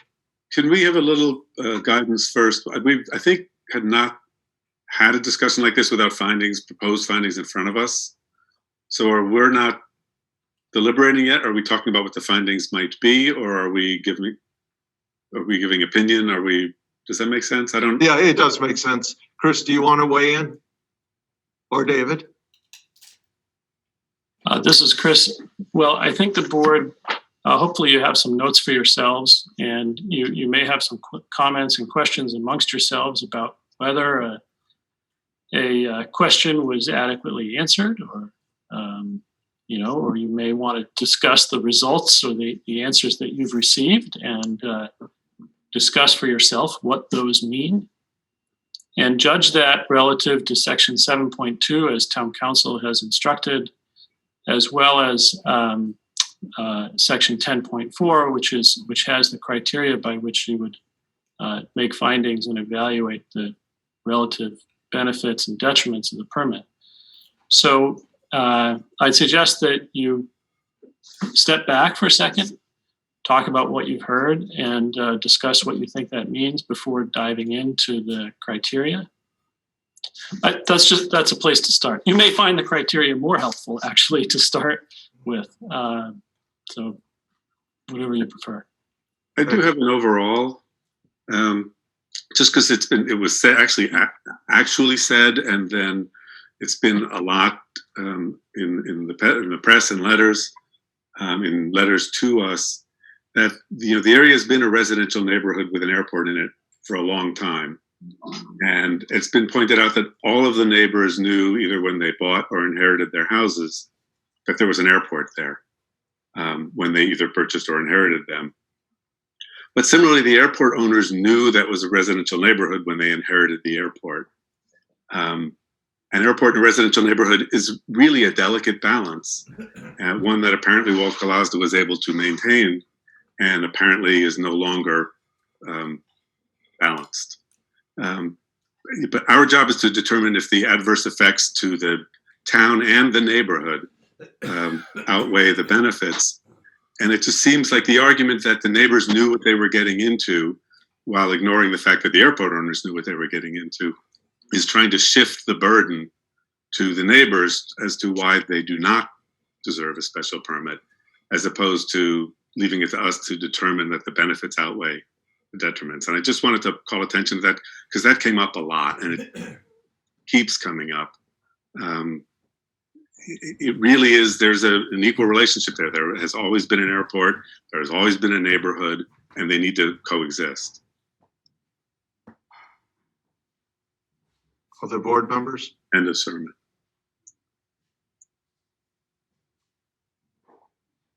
Please. Well, I think that Mr. Dineski's opinion on 7.2 is very helpful. So I think, thank you for that, and I'll take that on board. Although, one of the issues I had when I first heard it is, so I went through I made a list of findings,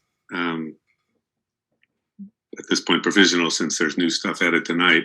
But then I went through and grade out all the findings that are prior. And really the only benefit I found in the findings, and somebody else correct me if I'm wrong, the only benefit that's not currently existing is additional tax dollars.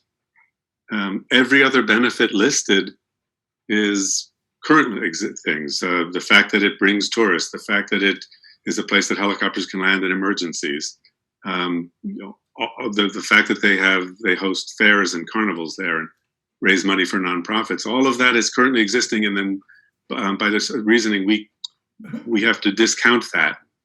And all we can look at is for the benefit is the tax dollars. And I'm not sure that's fair to the airport if we do it that way. Well, I took it as, one of the items was, is it more objectionable as it currently is to what's proposed? So that was one thing I was looking at. Am I incorrect to hone in on one of? What do you mean? With Mr. Dineski's opinion. This is Chris. That's the criteria under section 7.2, the objectionable. Yeah. And I think Ed is speaking more to the general special permit criteria of 10.4. Oh, okay. The overall benefit versus detriment. If you look at 7.2, that's a real gray area, because we've had a lot of arguments from neighbors and legal abutters who say that by giving this special permit, you're going to allow the airport to expand, and it's going to be more objectionable, and the airport saying that this is not an expansion, this is just a legalization from a pre-existing non-conforming use. So it's that is, to Lee's point, a difficult one for us to a balancing act, because there are many people who believe that this is going to be a huge expansion, where other people will tell us exactly the opposite, that by findings of fact, we can actually put more restraints. So this is a difficult one to figure out. Yeah, when it comes to finding of facts, Steve, I mean, it seems like just about every restriction we would want to include in a special permit can be overruled by the Department of Transportation, by the Federal Aviation Commission. It doesn't leave us much that we can actually use as conditions for this special permit. Maybe we could limit the number of events they had or something like that, but I don't see what else we can really include in terms of conditions to a special permit. So I'm just wondering what advantage there is for the town to issue this permit.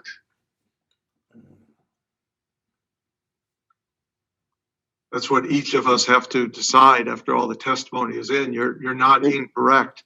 Are we, I may have just picked up from that previous conversation, are we using a different standard for the 6 criteria than we are for 7.2? So for the 6 criteria, we can look at the current conditions, but 7.2, we shouldn't? Mr. Dineski? Mr. Chairman, I think that there was a question as to whether it would be fair, might have been the word, to the airport with respect to the criteria in section 10.4.2. I think you would also take that with what's there, but not, and this is somewhat of a refinement, not quite in the same way as we're dealing with what's a very use-specific criterion in section 7.2. In other words, if it's neutral, which I think was the point that Mr. Abrahams made, that if there's a benefit that already exists, then I think that the board can make a determination that if those interests are still served, those benefits that still, or those benefits that the board might identify are still there, it can treat the language in 10.4.2 directly without specific modification. And I don't believe the applicant has suggested that those section 10.4 criteria would not be applied or should not be applied as they are written. I guess the point would be that you could treat them somewhat in a neutral fashion. If there's no particular new benefit, then that would not be a plus per se, but it wouldn't necessarily be the case that the board, in my view, would have to find that therefore it's a detriment and there's not a basis to grant the special permit. I think another way, maybe more globally, to look at this is to the extent that the board imposes conditions and can do so by virtue of a special permit it would grant, some of those conditions may touch upon the 6 items that are in section 10.4, and therefore allowing the board to find that with, for example, condition XYZ, the standards, the criteria in 10.4 tip this way or that way. Ed? Then it does sound like we have different standards for 7.2 and for 10.4. I think I would say you take those as written, because there's a proposal here to construct, and then whatever comes from that construction as a result of any other improvements and how the operation is changing. The issue with 7.2 is that it really relates to establishment of an airport, and we already have an airport established. So that creates the sort of logical rub. That leads to my next question, which is, do we need to determine that it's a pre-existing non-conforming use? Is that a decision that has to be made? I don't believe that you need to. If it's not, for example, if it's an illegal use, then 7.2 interpretation changes, right? Because it's not legally. Right. I mean, they have said we're a pre-existing non-conforming use. I don't know that any authority has agreed to that in the town. I would say that precise issue has not been framed and is not necessarily a requisite here for you to decide. Certainly that's the representation of the applicant. There's certainly evidence that the use has been there for many years. If it were the case that the town would want to question whether that use is permissible as a threshold, I think we get into a whole different area. I think the characterization here is we are a non-conforming use. We are presenting our operation to you for the issuance of a special permit, yielding up essentially that non-conforming use status and being therefore subject, if the board grants it, to any conditions that are imposed in a special permit. Right. So I was thinking that whether or not it is pre-existing zoning was not relevant to our decision now. I do think it's something that needs to be determined probably at some point, but it wasn't relevant. But it seems to me like that if we're interpreting 7.2 based on the fact that it's legally existing and it's already there, as opposed to it's just there, not legally pre-existing, that would change how we interpret 7.2. Otherwise, I could open an auto body shop in my house and then apply for a special permit and say, well, I'm already here, so you can't consider the fact, even if I opened it yesterday. Right? If we determine that it is legally pre-existing non-conforming, that would be different than if it isn't for 7.2. I think to that, I would say that the comparison of someone who just opens up or starts operating something within a relatively recent period of time where it's much more easily verifiable than an issue that goes back decades does create a difference. I would say as a practical matter that the application is premised on at least, well, not at least, but on the assertion that pre-existing non-conforming use status exists. And it's fair, I think, for the board to take that as a premise in how it acts upon the application. And to the extent that there's a question there, I don't think that the record that we have in front of us now goes to that type of question. In other words, I haven't taken it to be the case that there would be a challenge. No, you can't even make that suggestion to the board that you're a pre-existing non-conforming use.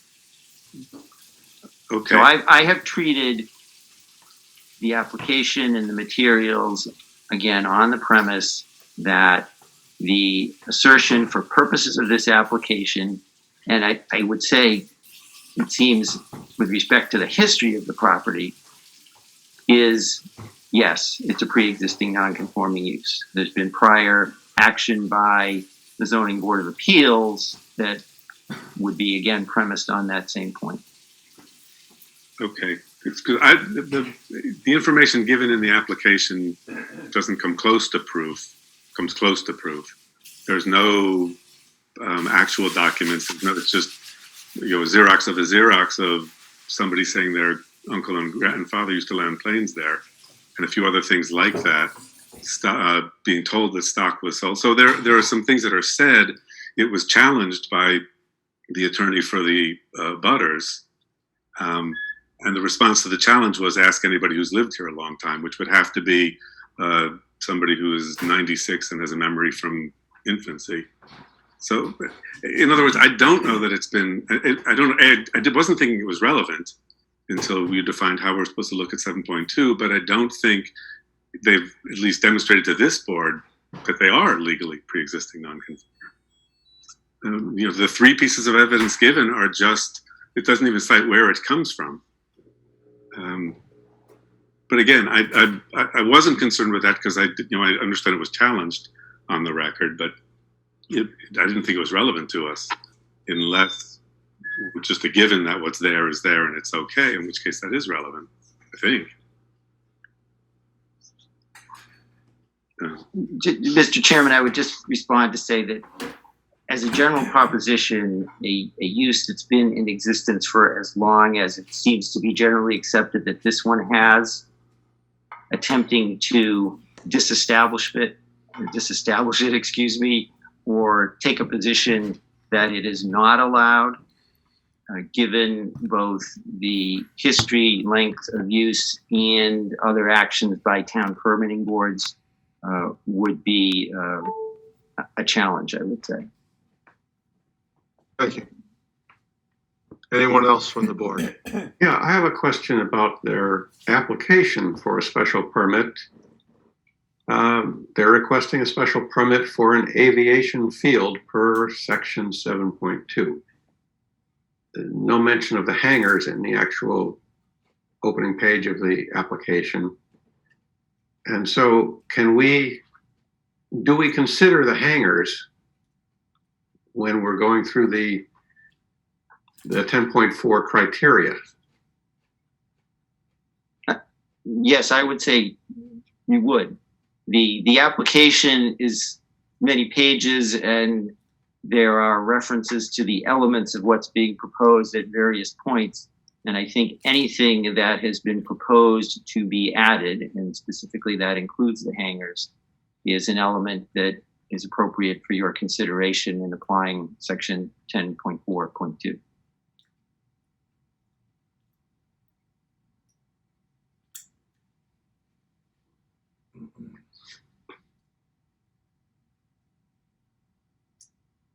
Anyone else on the board?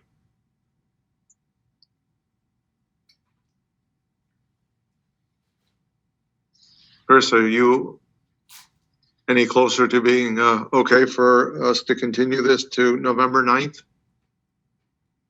Well, certainly staff will assist you if you continue it. That's fine.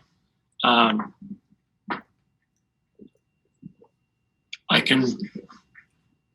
think as we draft a set of findings for you to consider,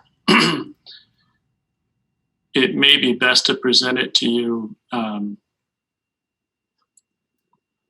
not as a foregone conclusion one way or the other, not write it in the positive or the negative, but try to present you both sides. Traditionally, we've given you findings that point you to a conclusion based on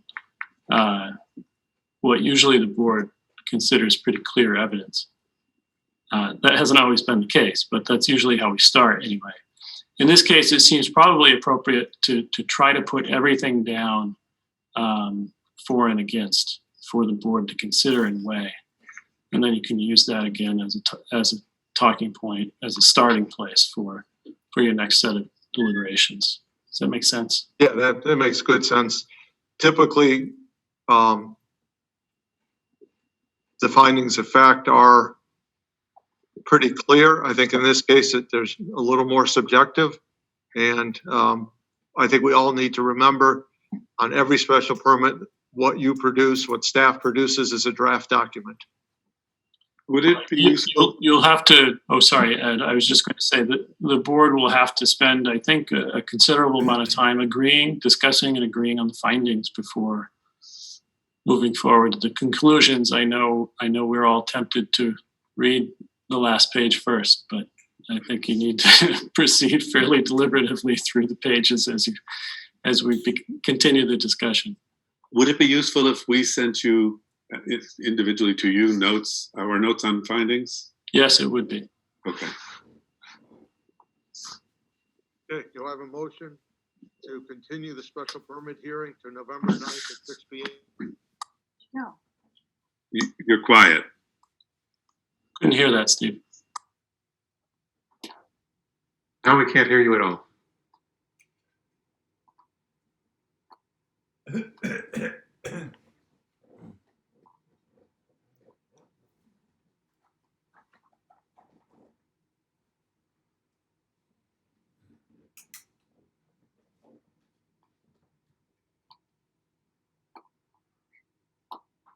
Nina feels about this.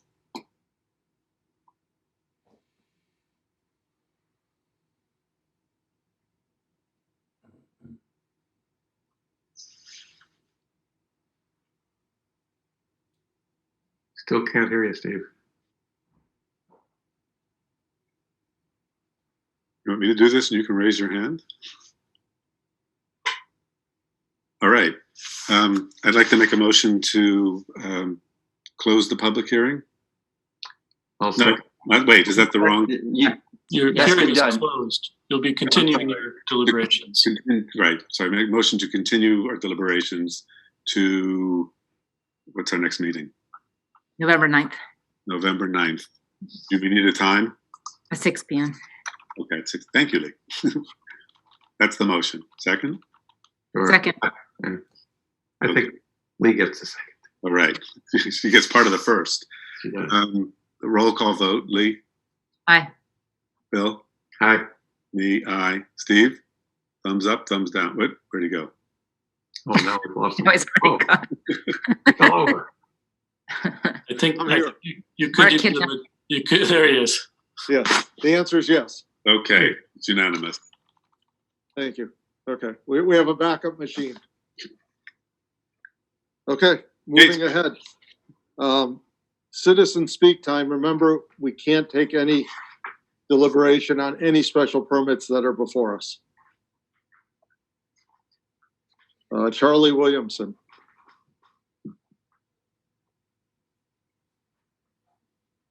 Let me just get Charlie unmuted, which on this machine, it's different. Mark, show me how to do this. Let's see here. Here it is. Get it? No, not yet, but Top right corner. yeah, I did that. No, I'm still.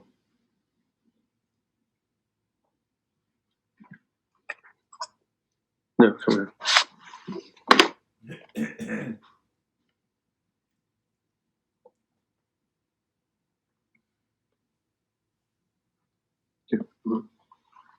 Charlie, go ahead. Just unmute yourself, Charlie. Okay, do you hear me now? We can. Okay. Yeah, Steve, back a couple of months ago, I asked if the town might do a study on the traffic lights on the off hours, say 7 to 7, 7 o'clock at night to 7 o'clock in the morning. I don't know if anything's been done, but I am driving through the town now between 6 and 6:30, and I have stopped for numerous lights, of which the one on Cottage Street, right next to the Cumberland Farm, which is a closed off street now because of the bridge. I've had to stop twice there this week alone. And all I'm saying is I'm not the only one stopping there. You know, I'm traveling south, but there's many traveling south and north. And I'm just wondering why we can't have flashing lights on the off hours. We'll ask Sean that and we'll present it at the next meeting. We didn't get a name and address. Oh, Charlie Williamson. I'm sorry. Charles Williamson, 48 Blue Hill Road. Thank you. We will get you an answer at the next meeting. Thank you so much. Thank you. Anyone else?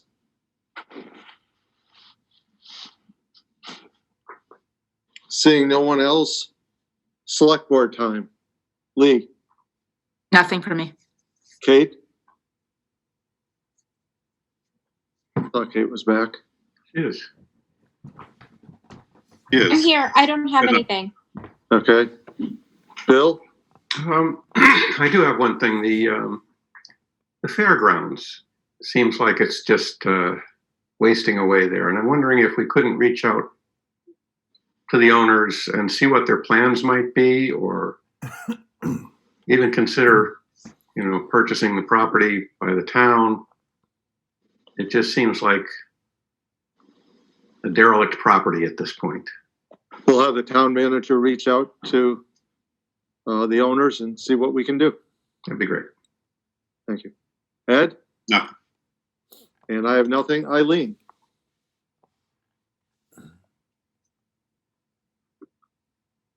Just unmute yourself.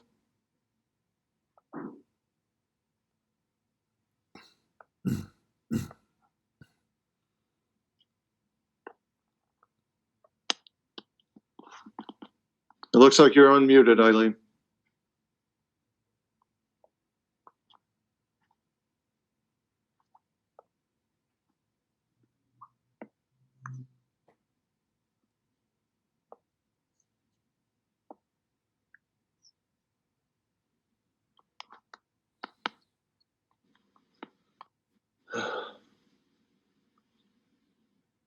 She may have accidentally waved her hand, raised her hand. I'll move ahead to, oh, we're done with citizen speak, but I have someone who has their hand up, so we will recognize them and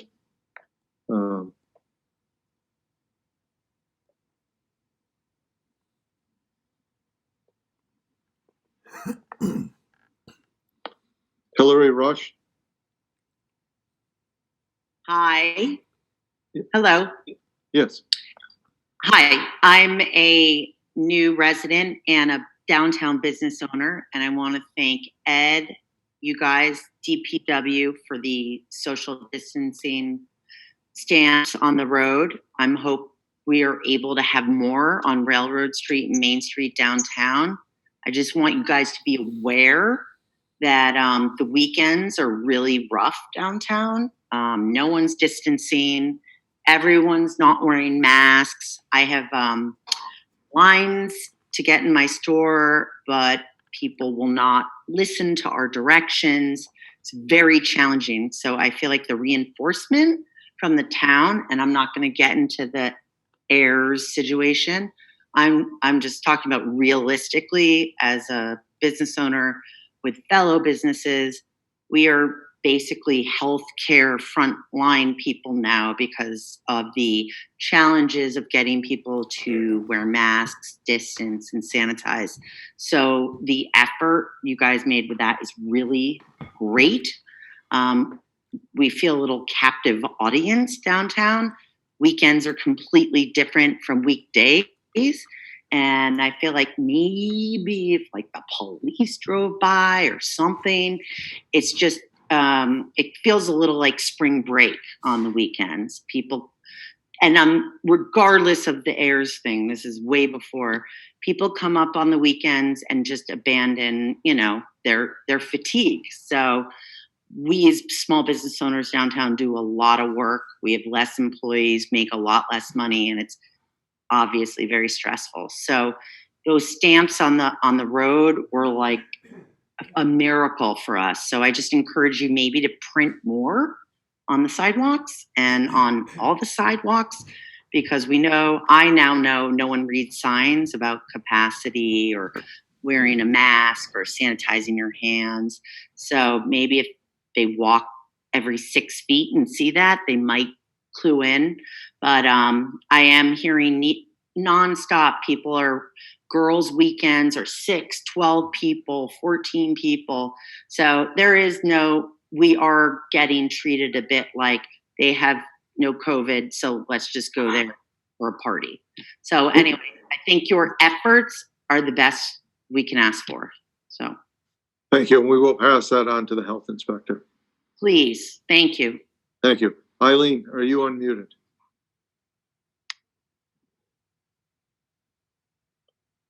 Media time. Well, She Eileen. wants, sorry, Eileen emailed us. I'm unmuted. Good. Thank you, Eileen. Okay, all I wanted to know was how many people attended tonight. And I'm Tonight's sorry I don't meeting- understand technology. Yeah, thank you. I did neglect to say that there were 60, at the height, there were 61 attendees and 7 panelists. Thank you. You're welcome. Anyone else from the media? Seeing no hands raised, by unanimous consent, we are adjourned. Thank you very much, everyone.